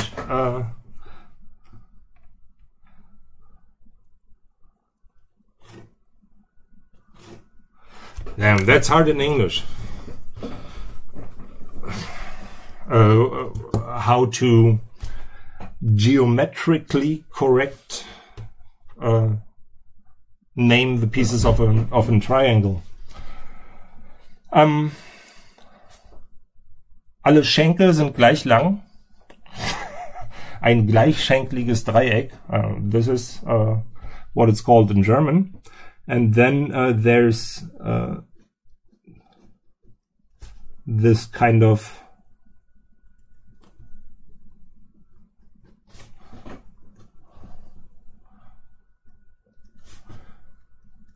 here, the top part is coming in on an angle or at an angle, and just below that is this kind of grating here. And as you can see, in for the helmet changed quite a lot during the different parts of Star Wars. Well, you know, here it's like an inset, and with different angles and the corners and everything. And here it is really just, it's a triangle with the grating underneath. And then as it seems, there's a coarse grating on the outside, and then there's like a finer grating on the inside. I don't know which version I prefer. I think I will just look at it in context, and that's why I drew it like this. For now, I can cut this out, and then I can use it as a sticker. And once I like the position, I can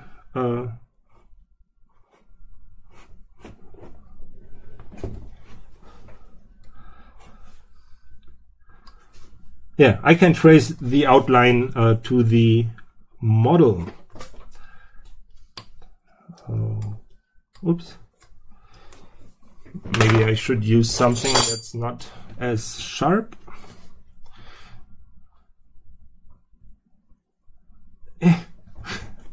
Come. Okay, I will round off the edges.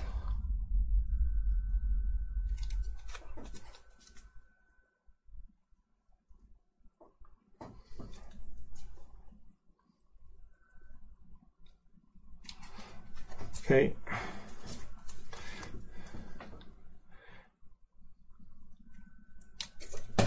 I think sometimes this can be a good technique to avoid surprises that you don't want to have.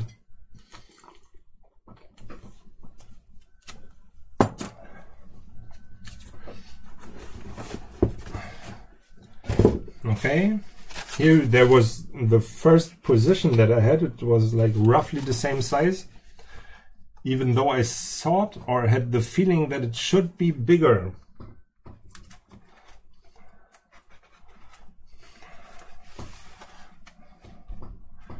Yeah, and when I see that, I would like to add to that. This is too small for me. Maybe I here add like 5 millimeters to the top.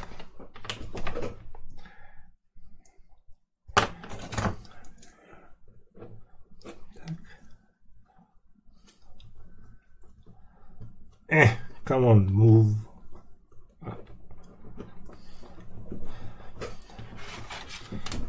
Here I just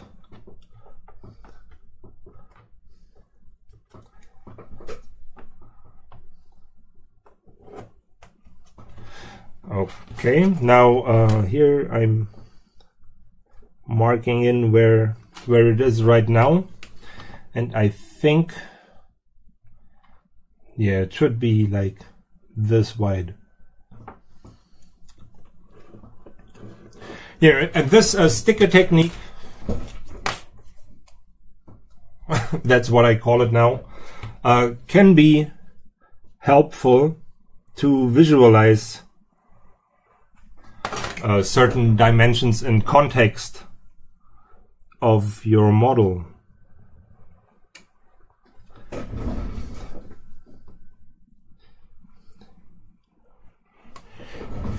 Here, and now for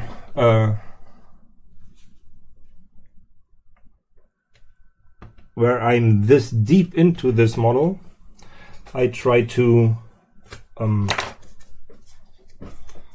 play it safe somehow. I want to be sure that I like what I'm committing to right now.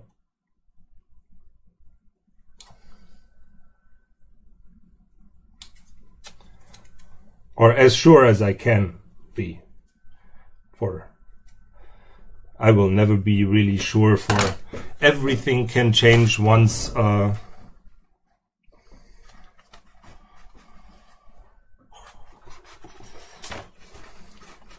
here, this is still somewhat on the small side. No, it's not straight.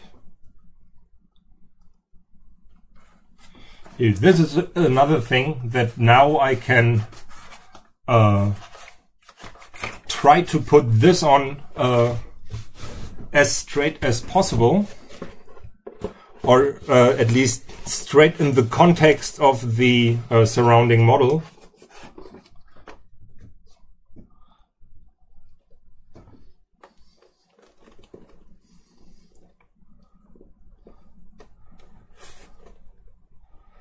Okay, I will put this to the side, for there's one thing that I need to correct down here, and that is I really don't like the curvature here. I want the lower part to come up higher, and then just over a short distance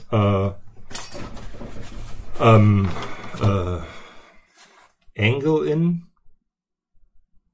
So I don't want to have this curvature here, which means I will add some cardboard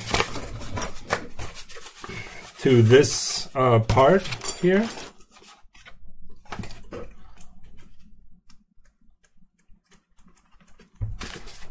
Oh no, I want it along the wavy inside. Okay.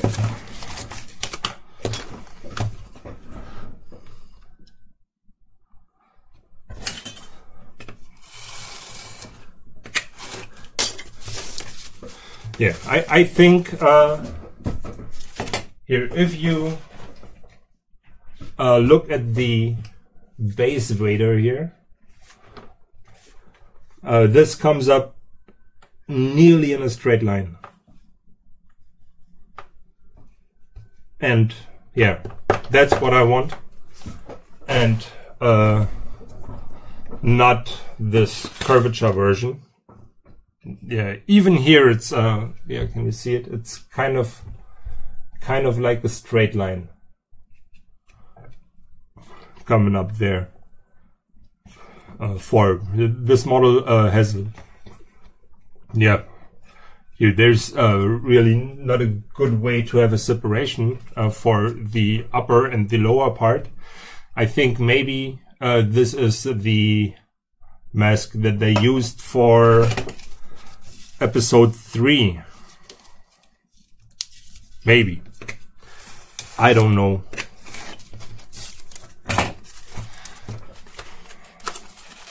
Okay, I want this to come up like this. Therefore, I would need something like 3 or 4 layers of it.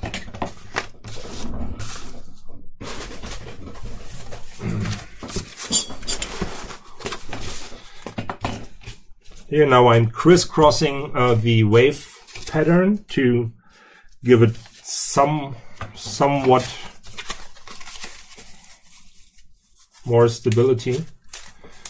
Here this is all crooked and shit. I will cut one that is like not all over the place. I want to have one with parallel lines. Here now I'm taking this from the side, and the one with the parallel lines will be the master for all the others that follow.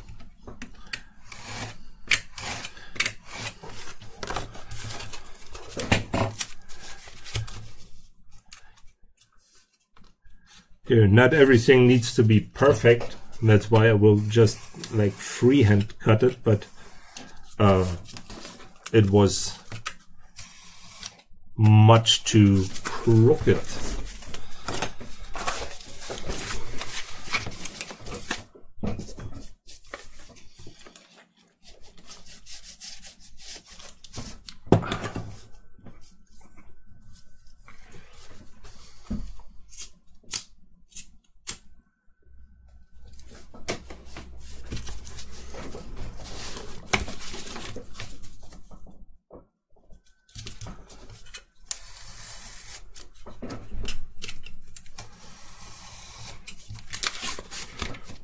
One and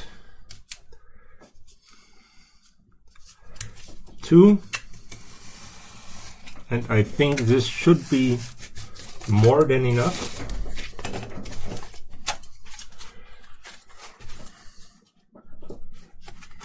Now I'm checking for length, what I would need here, if it comes up till the absolute front. And now I will see how far out I come with the mask.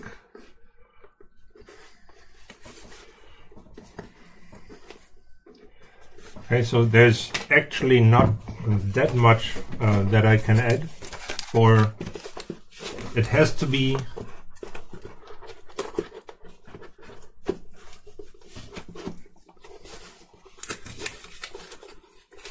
behind the this line of the mask, or it has to touch perfectly, which would mean that I can just use 2 layers of cardboard for this.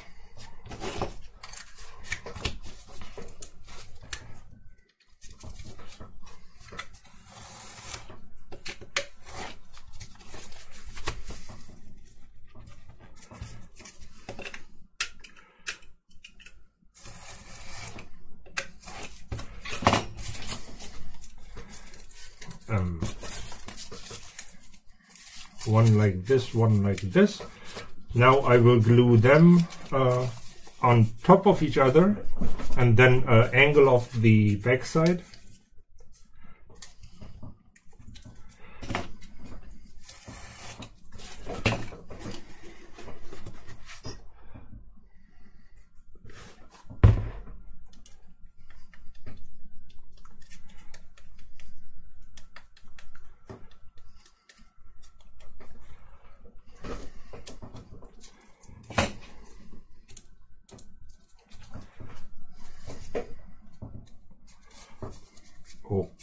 Okay.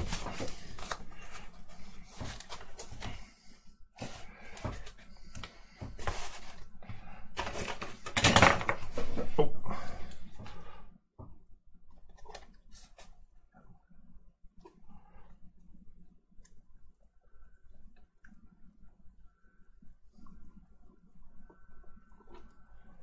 Okay, now I try to figure out where I should cut it. For what I want to do is I want to have I want to have this angle there.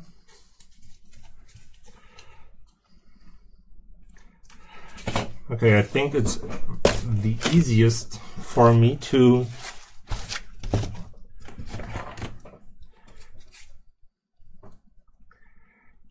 if I put this onto here, yeah, and then I pull this line around and mark this down, and now I know how far I want to go into here.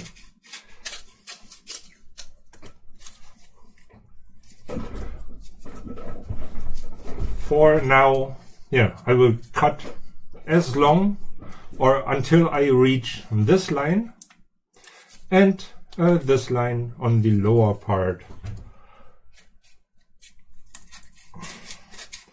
So this is like the perfect cutting technique to really hurt yourself, to really introduce a deep gash to your finger.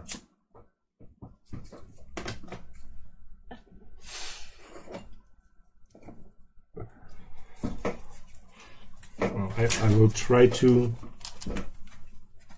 cut like this. Is it? Yeah.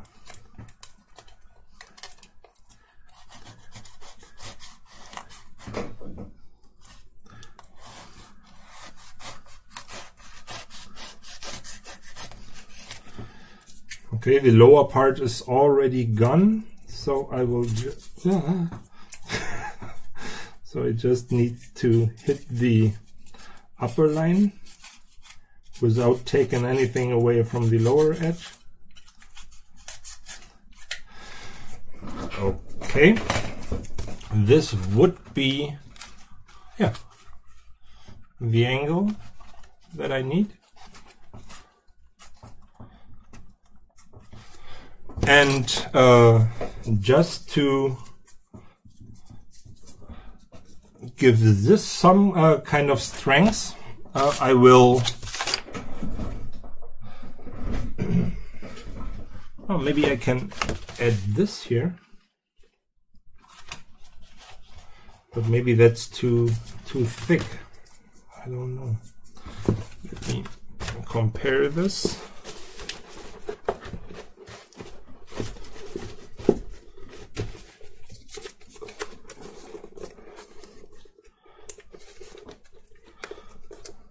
Okay, no, I have to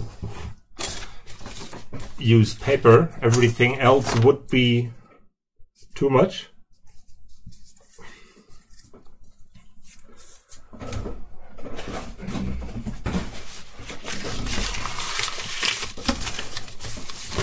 But there's so much paper here.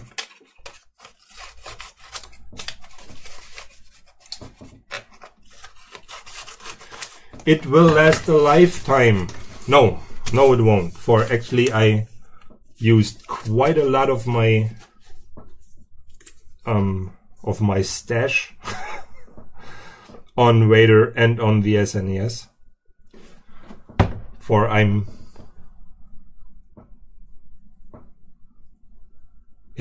will need to stock up on cardboard again.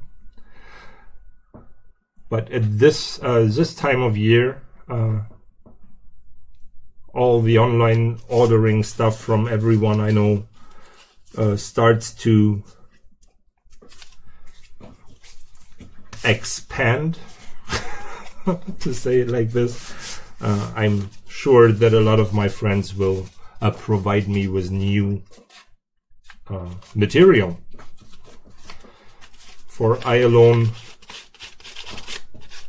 don't consume enough to build everything from that. Okay, I will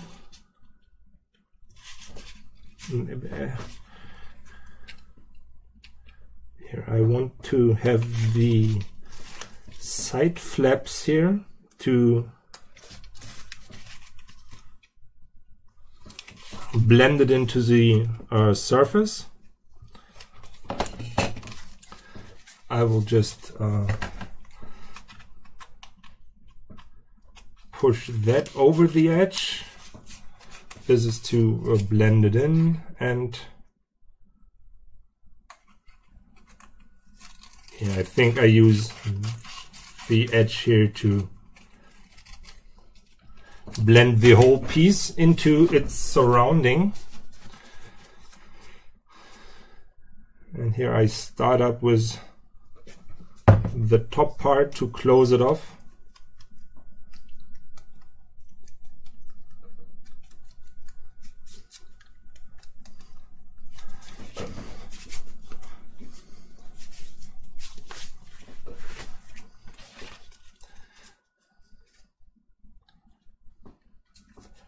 Here, and to have a nice kind of sharp corner there.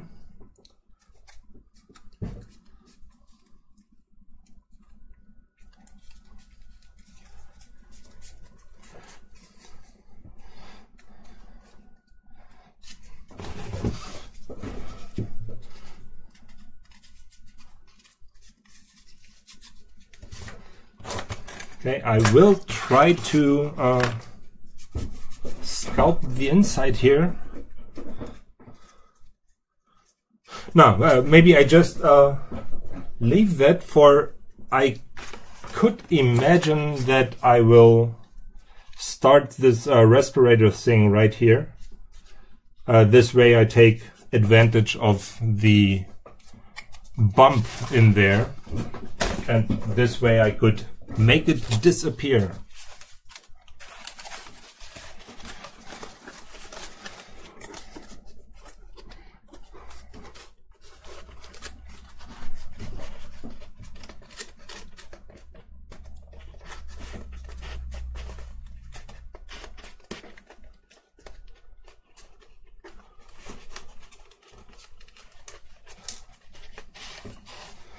Okay, I will just try to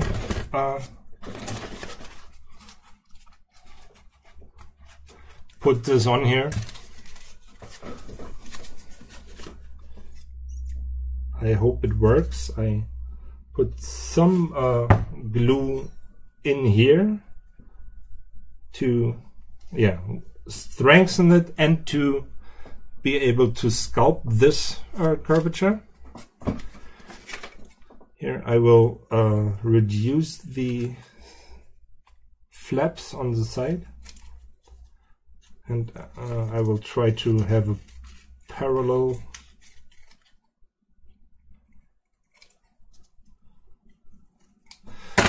cut here.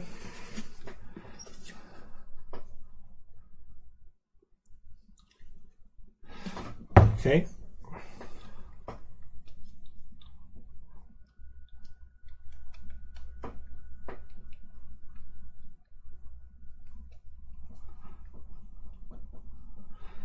Nice. I will give it some time to pre-dry.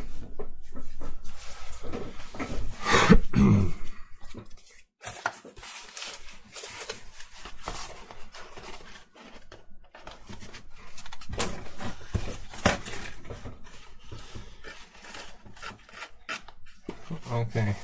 Now I will leave this edge alone. Here is this.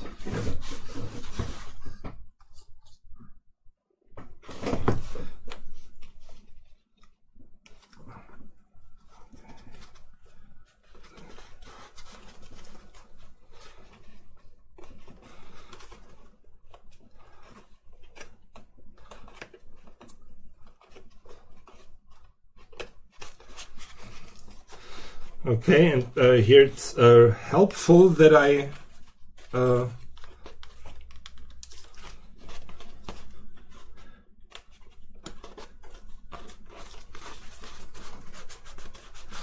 had put some glue on to the sides here. For this way I can kind of sculpt them around the edge.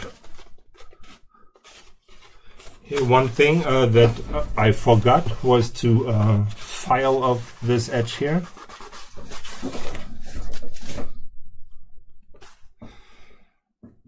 Yeah, it's not really what I wanted, but I think it's better than before, but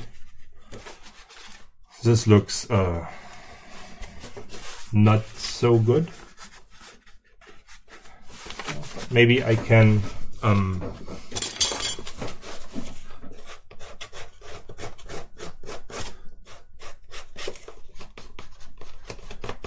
force sculpt it here, and if I'm starting the triangle, the lower respirator triangle high enough, then maybe I can take advantage of this line here. Okay, let me,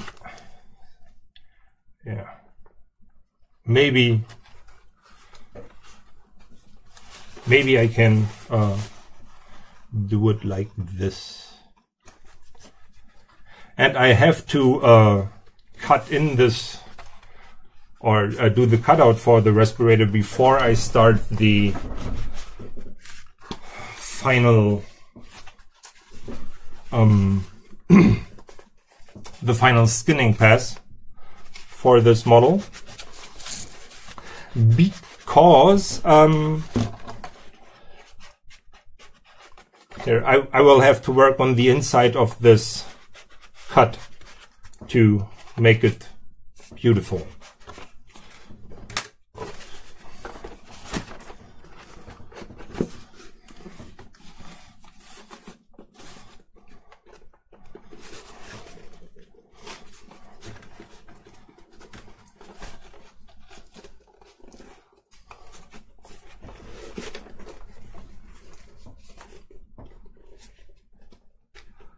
Okay, it's a little bit better, but I will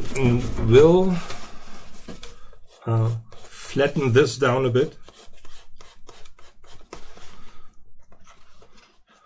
for it is not receding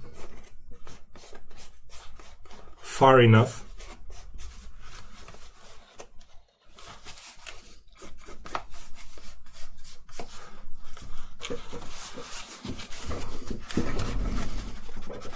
Okay, well, what can I do next? Here, this now needs some time to dry. Yeah, there's still a problem with all the gaps in between the tubing and the respirator part.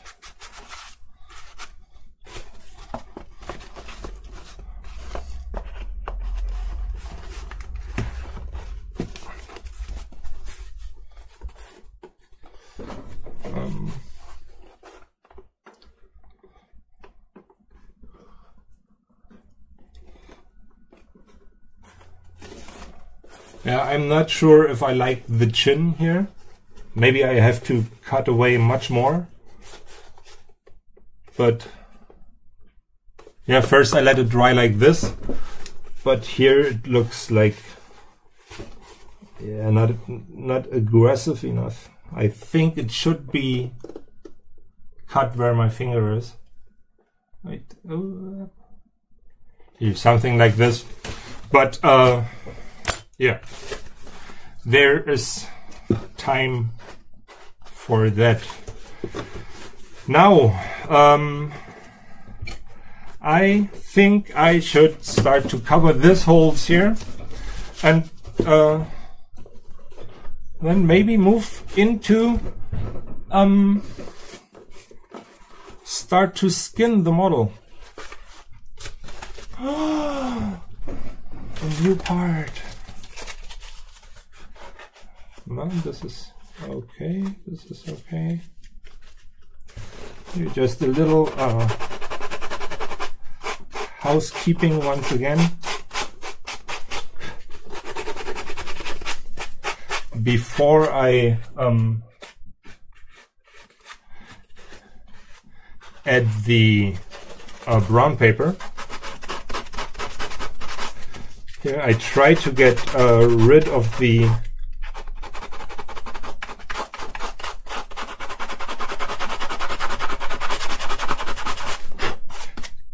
of the edges now.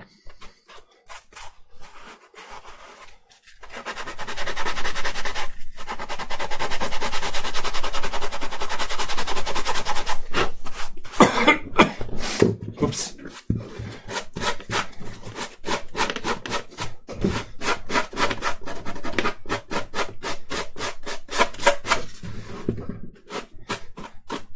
So I try to break the edges a little bit for really sharp edges don't look too convincing with cardboard.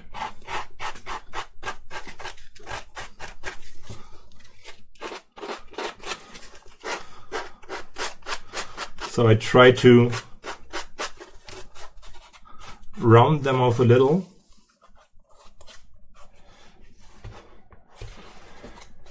Here. And now I have to check for what is surface continuity. And here, for example, there is a big bump here that will just stand out in a negative way.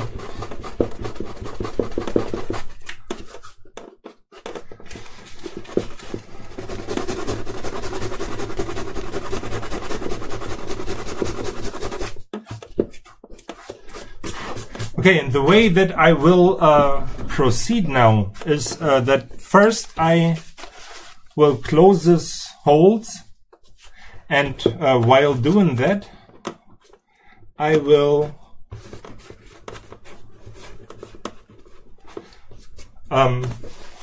overlap the edges for a first time. Then I will try to bring down the edges, or bring down the overlapping part, and then it would be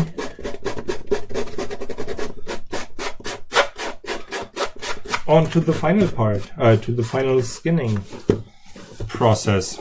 And I consider this part down here now as my training ground to see if it works the way that I envision it.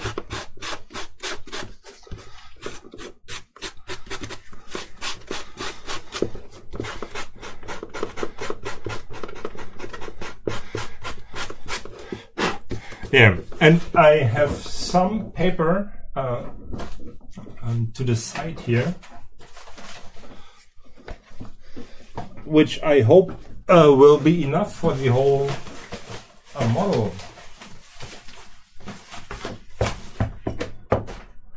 But it's like hard to determine.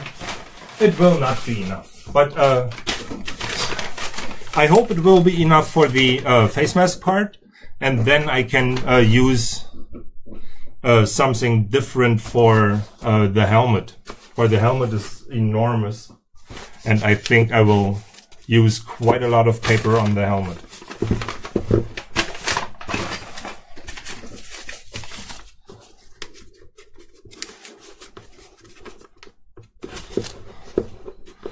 Okay, now trying to cover all the different holes here. And for this, just to cover the holes, I will try to remove the top layer of some cardboard here. For this is much thicker than regular packing paper, and we'll try to use this to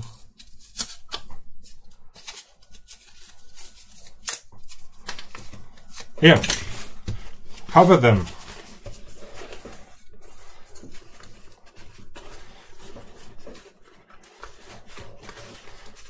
Okay. Here, now when I notice with finger checking it that there's a really big bump, then sure I will get rid of it now.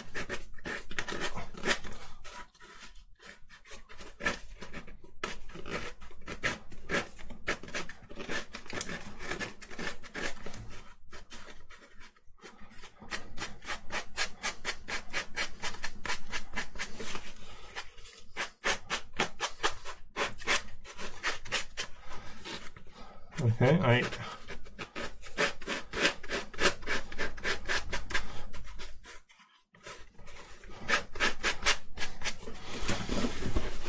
I think I will try it.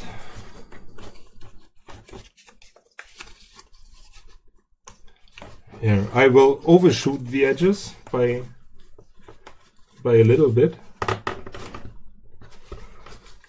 Okay, there's still an enormous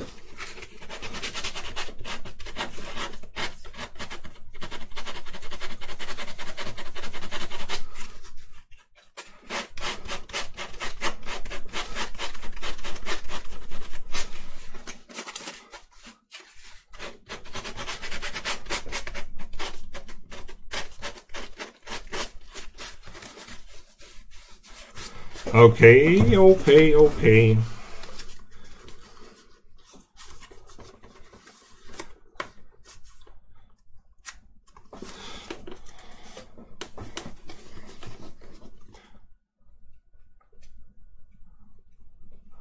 Hey, let's try.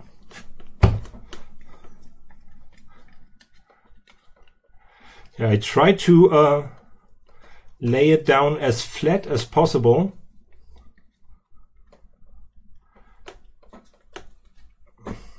Without pushing it into the imperfections here.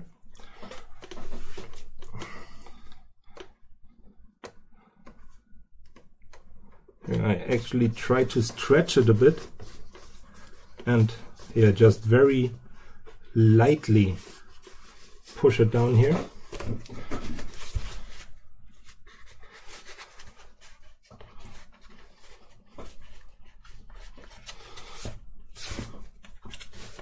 The only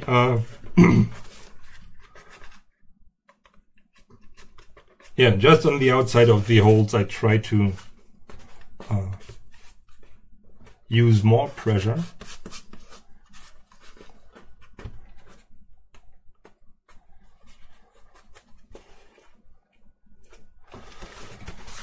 Yeah, so this will be the process now to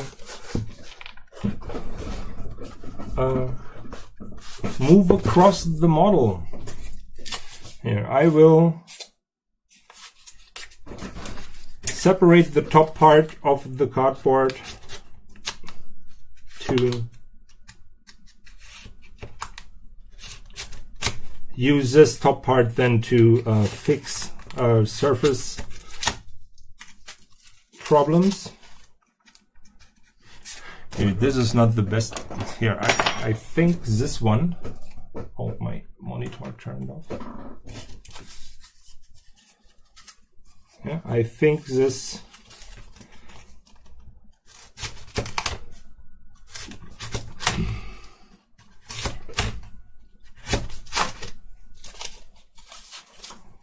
this gives me good results.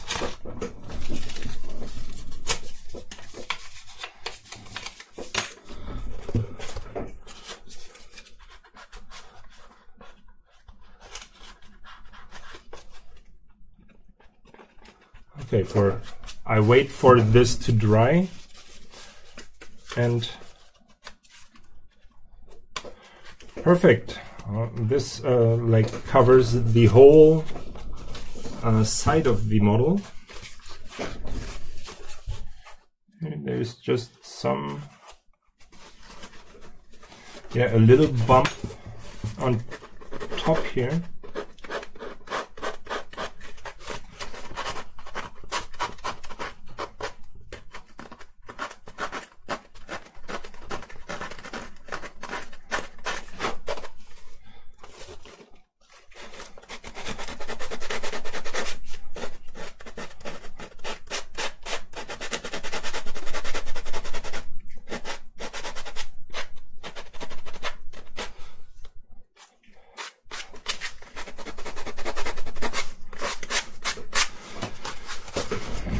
Okay. Now I have to make sure that I'm not disturbing the drying process when I start to glue stuff down all over the place.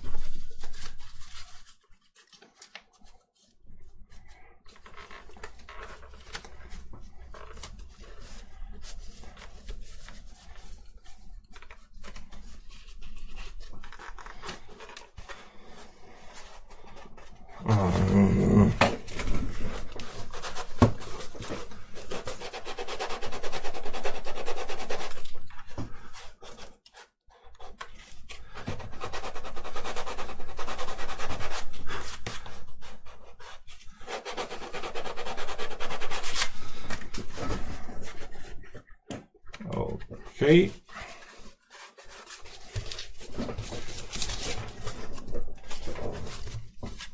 And I think I will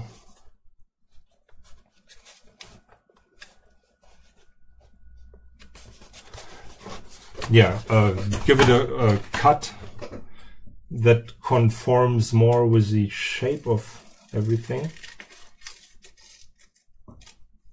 For I hope it will be easier to blend everything in there.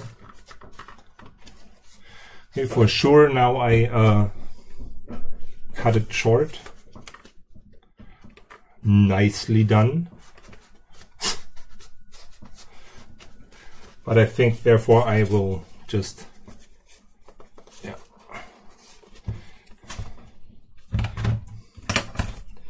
use this below the other sticker, and then I think I could end up with a strong edge there.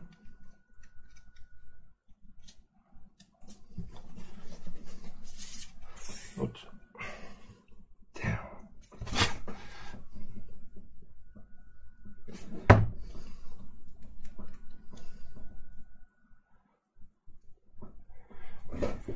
Yeah, there's not too much activity today.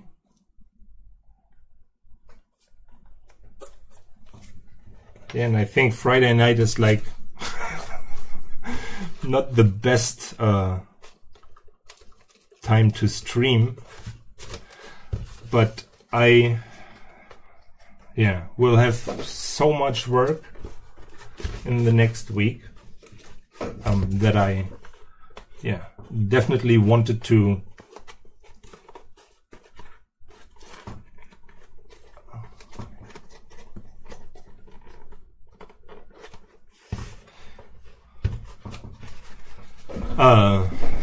push this along further, for I don't want it to take forever.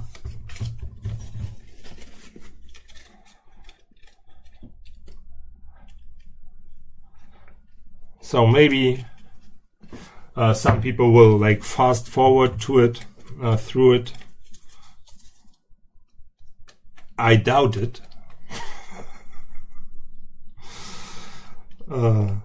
But yeah, it was a very poor decision on my part to have this Vader be my first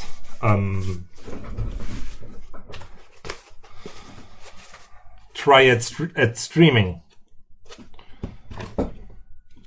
I mean, this will in the end be the most time-intense model that I ever built, topping the Terminator arm, and doing this as a live stream is just it doesn't make sense. It doesn't make sense.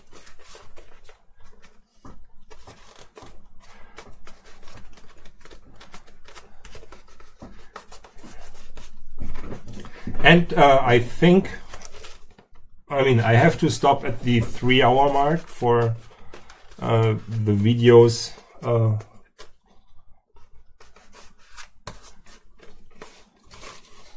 Are supposed to stay within this 3-hour thing, or they can't be added to the channel. And I think, after the 3-hour mark, I will just continue to work on it for myself. And then at least there will be a noticeable difference the next time I go online with it.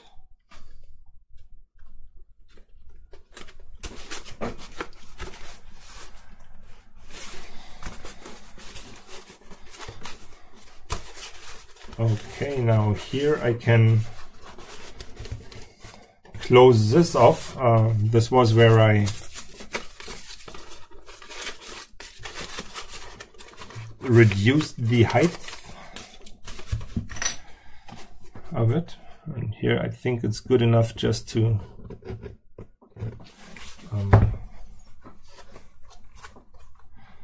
put on normal brown paper, packing paper, whatever it is called.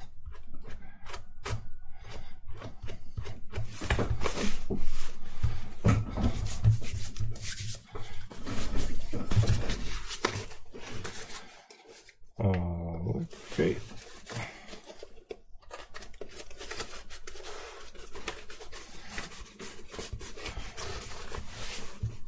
And then I will just cut away the overlaps.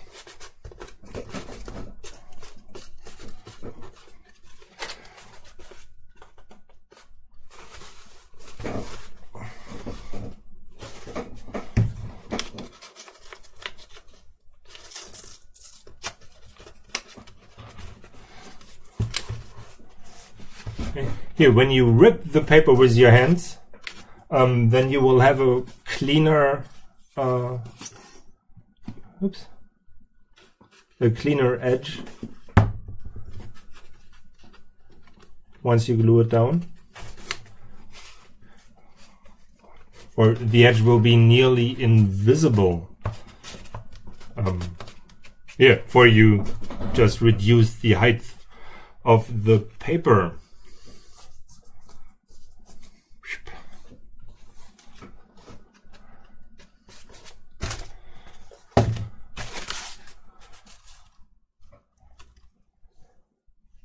Now I hope for this to dry a bit faster, that I can cut in the respiration machine triangle.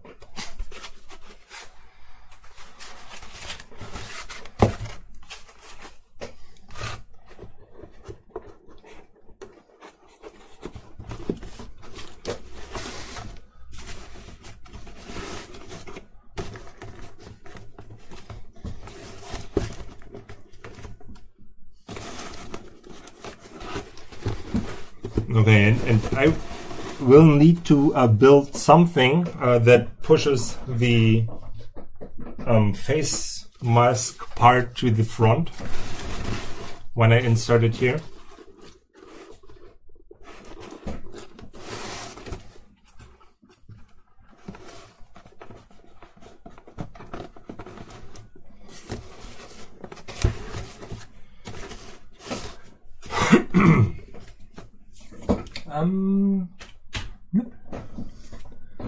This means I will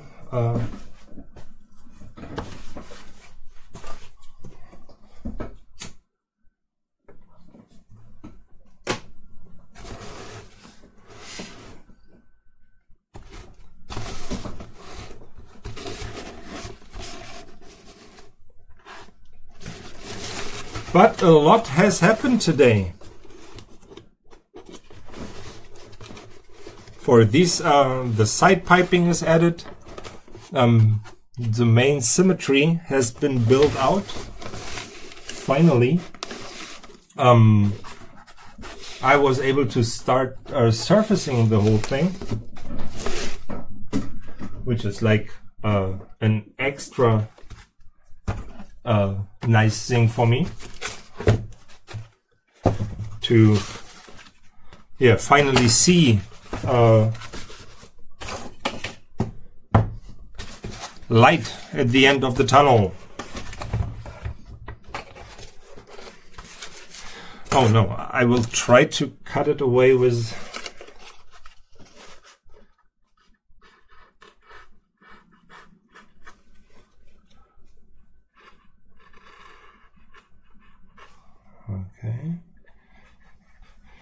I try to cut as close to the edge as possible, for I don't want any kind of build-up on the edges.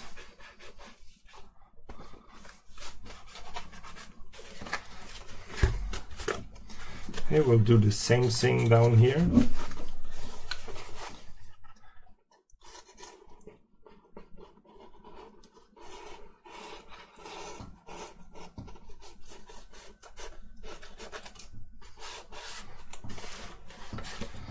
And on the inside,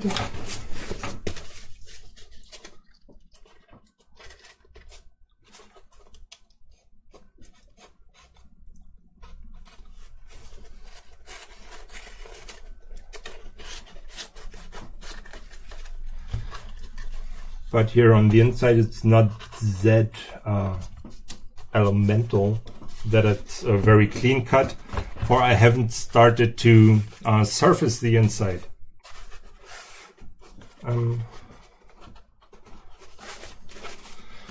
Now trying to get rid of this here.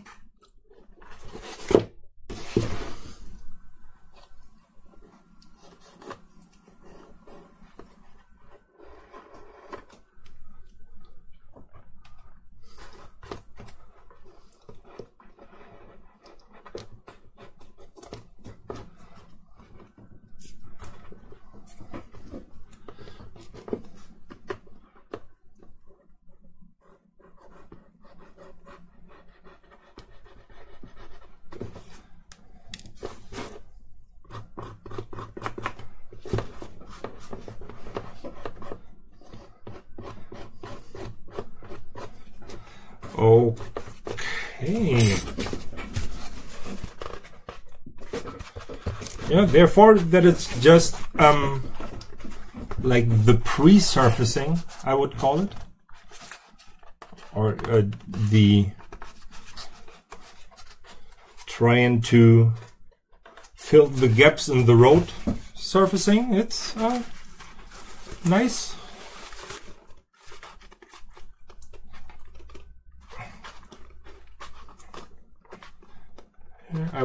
I just try to force this in a little bit to have a bit more curvature towards the front here.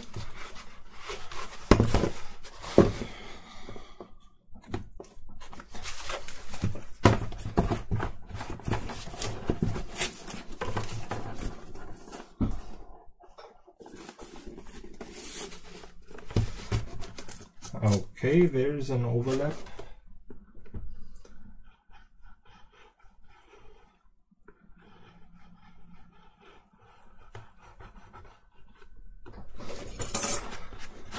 Ooh, this will be very time consuming to skin the whole model, or to surface the whole model. Skinning is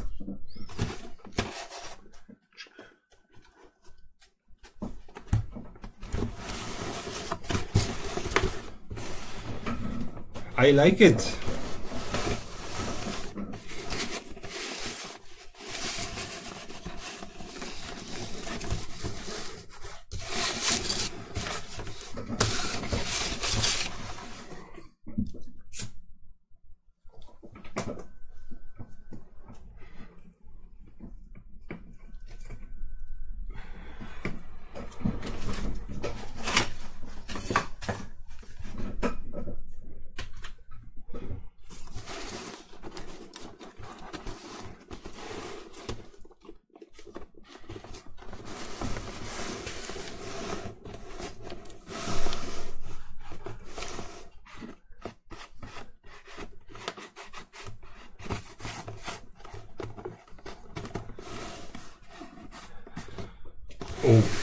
Okay, the next thing would be the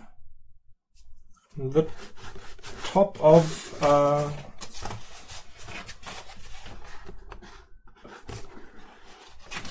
the cheeks, and I will try to use the same material that I used here for the front of the cheeks, for I think it has a really nice surface. Let's see if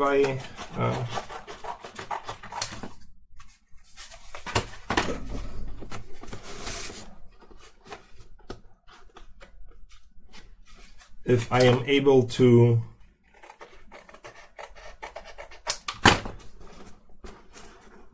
cut my cardboard pieces in a good enough fashion. Or maybe I should use a different technique.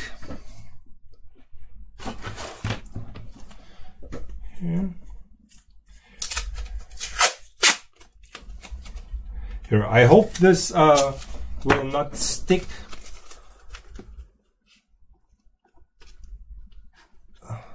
Too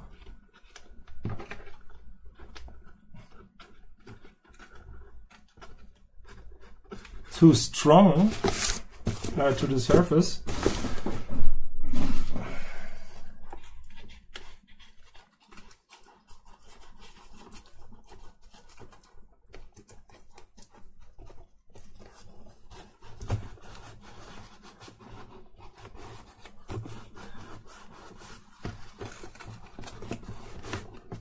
For this might be a really good technique to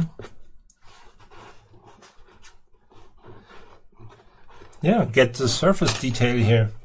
Now I would just need some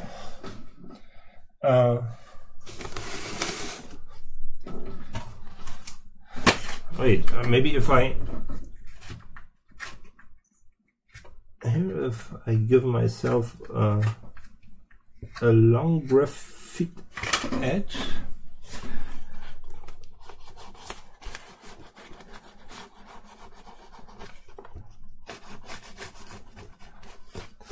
Very nice, very nice. This seems to work. Yeah, a success at the end of the day. Huh?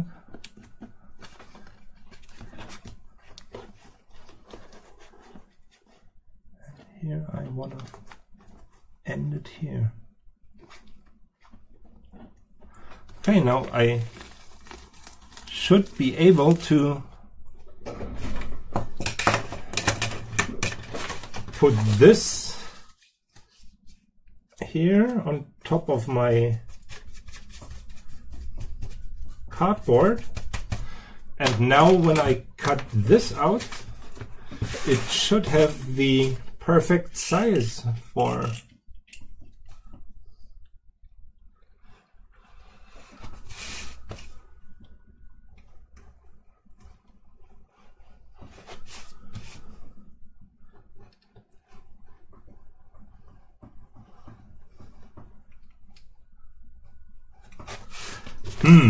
If this would work, then I should make a single video about it, for this is a really nice time-saving technique.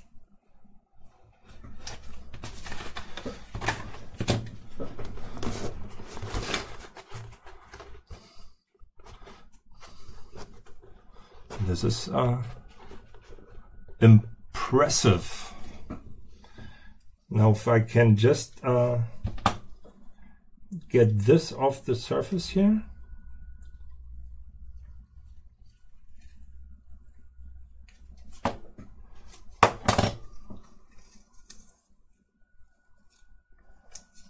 Nice, nice, nice, nice. I love it. Huh? Yeah. Like this. And here I will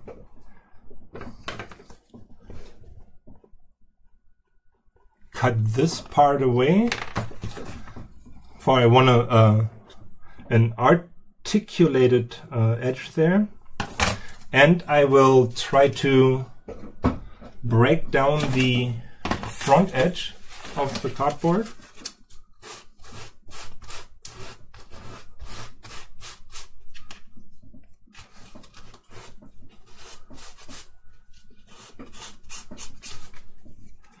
For this way I can blend it into the bridge of the nose.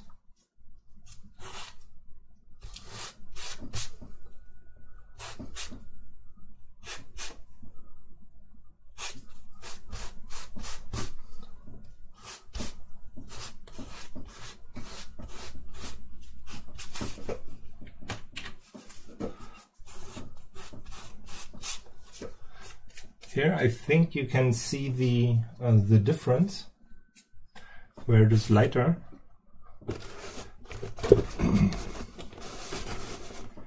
And yeah, now I try to apply it there.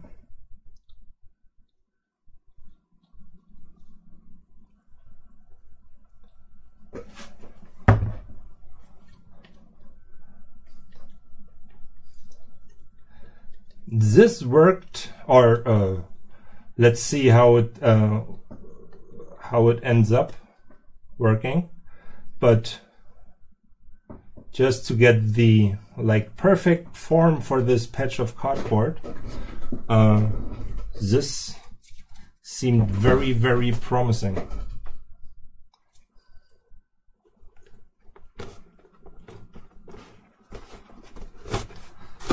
Okay, I will put it down from this.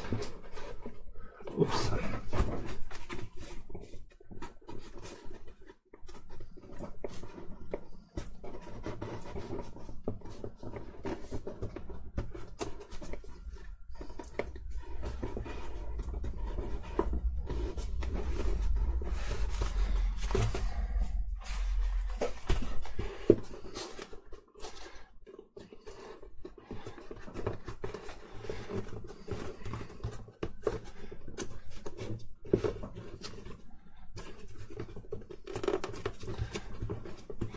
Okay, this is really a nice surprise.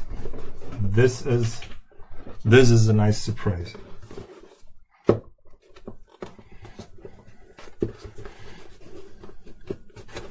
Okay, for this way I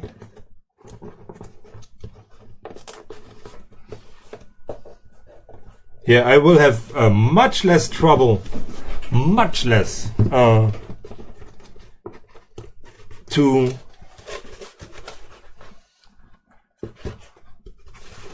surface the inside of the eyes and the other cheek.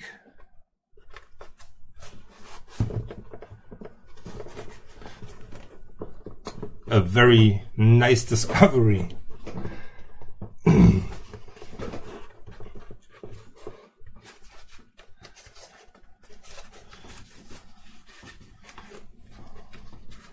Now I just need to be able to remember it tomorrow. For I am kind of tired. I think you can see that, and I think you can hear that.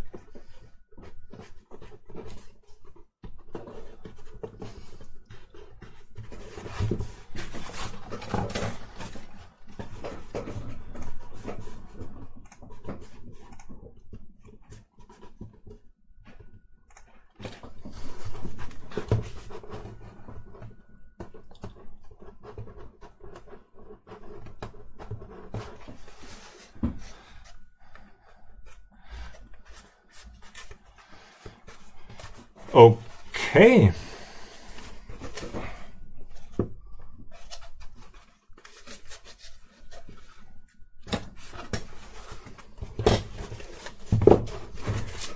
This is nice. Look at it. You just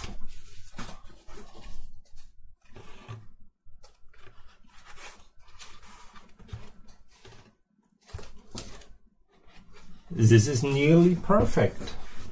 Nearly perfect. I will just work on the inner eyelids once I remove the lens of the eye.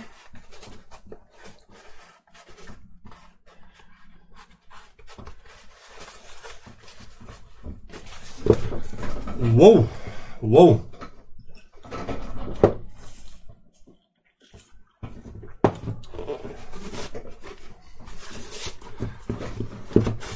Now let's see if I can reproduce this. on the other side of the mask.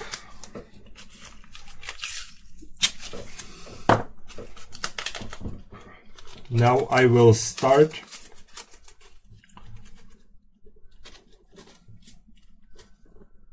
here at the nose.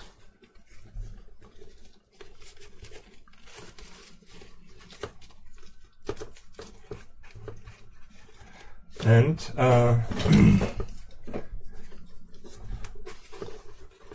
here with the modeling tool, I try to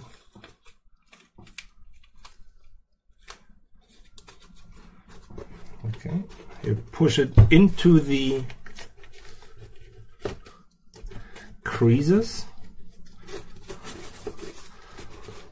Okay, that's an edge. That's an edge.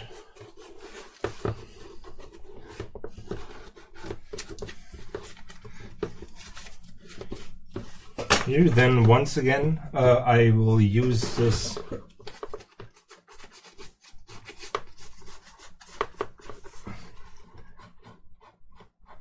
okay, there I know that I will have to add some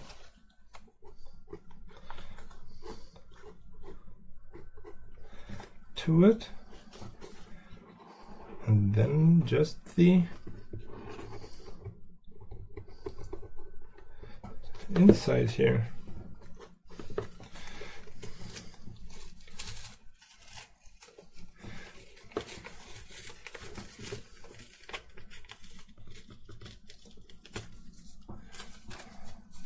Okay, extract it. There, transfer it.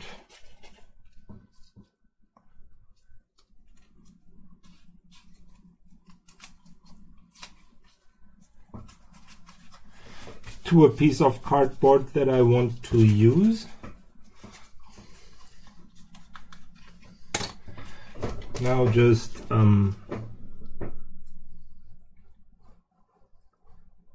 include the edge here.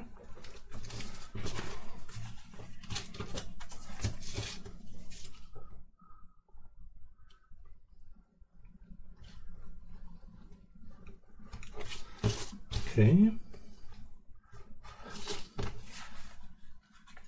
Here, this is the bridge of the nose, the beginning there. This is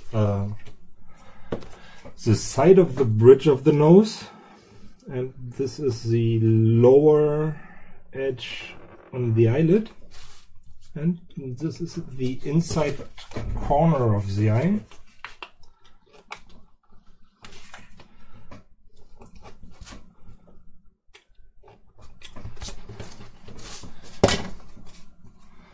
Okay, now I just once again needs to gently remove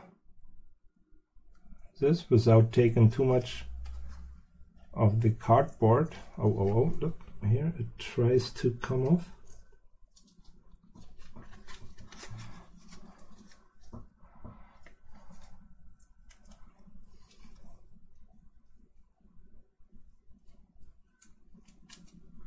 Okay, I have to be really careful when I push this onto the cardboard, especially with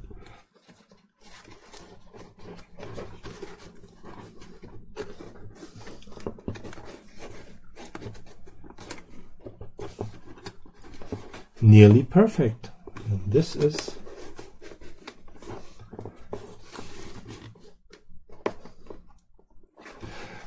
is such a nice discovery.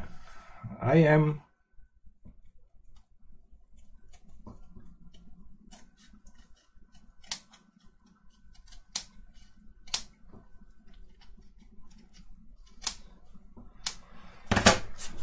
overwhelmed.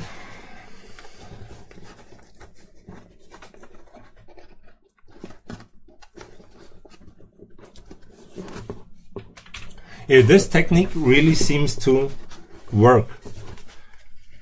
I think it would have taken me hours to to be able to cut a perfect patch of cardboard for the inside of the eyes and stuff like that. And with this painter's tape technique, it's really easy. That's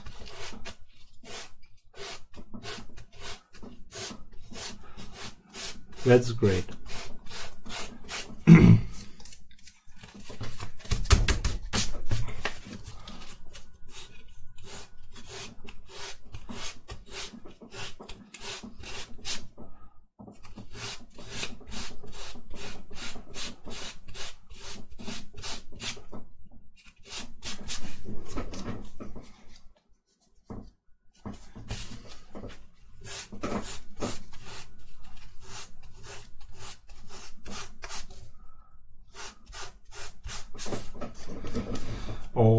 Okay.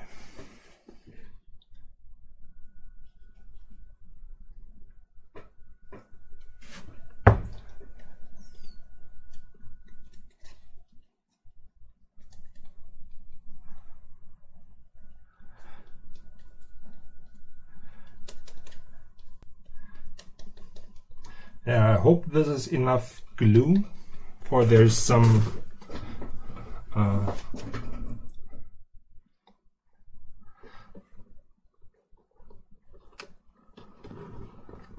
uneven mess down here. Okay.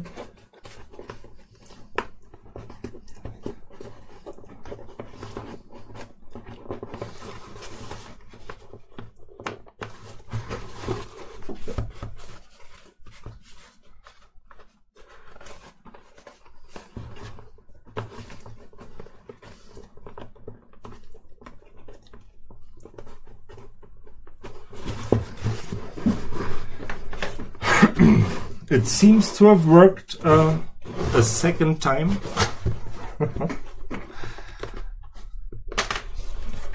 Yeah, now I can really put this technique into my repertoire, into my cardboarding repertoire.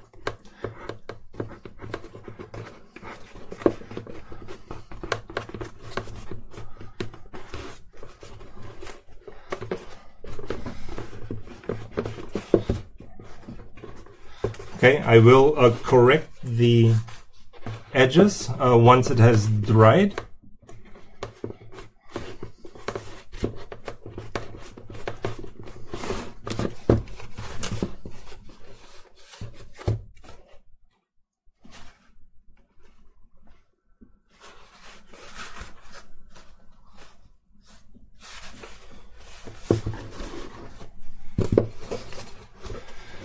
Very nice, very nice. Here. This is coming too much to the front, but this will be corrected once I get rid of this overhang here.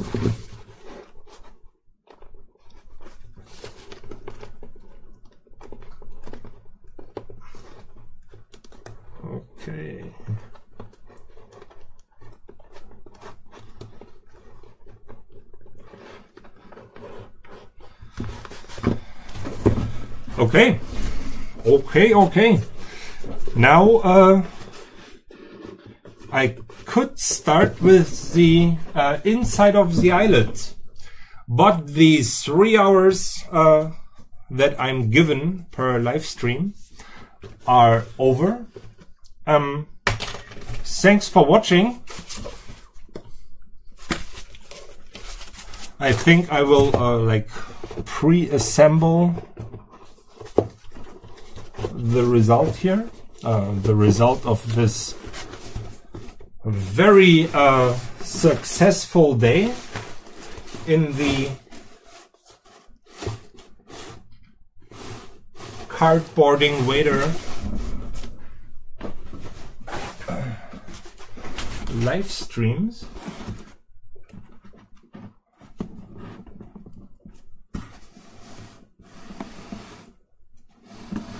Oh my god, it starts to come together. Yeah, Vader. thanks for watching. I hope to see you guys on the next stream. And bye-bye, have a nice weekend, and I hope to see you again in the chat, on the stream, or read some of your comments. Bye-bye.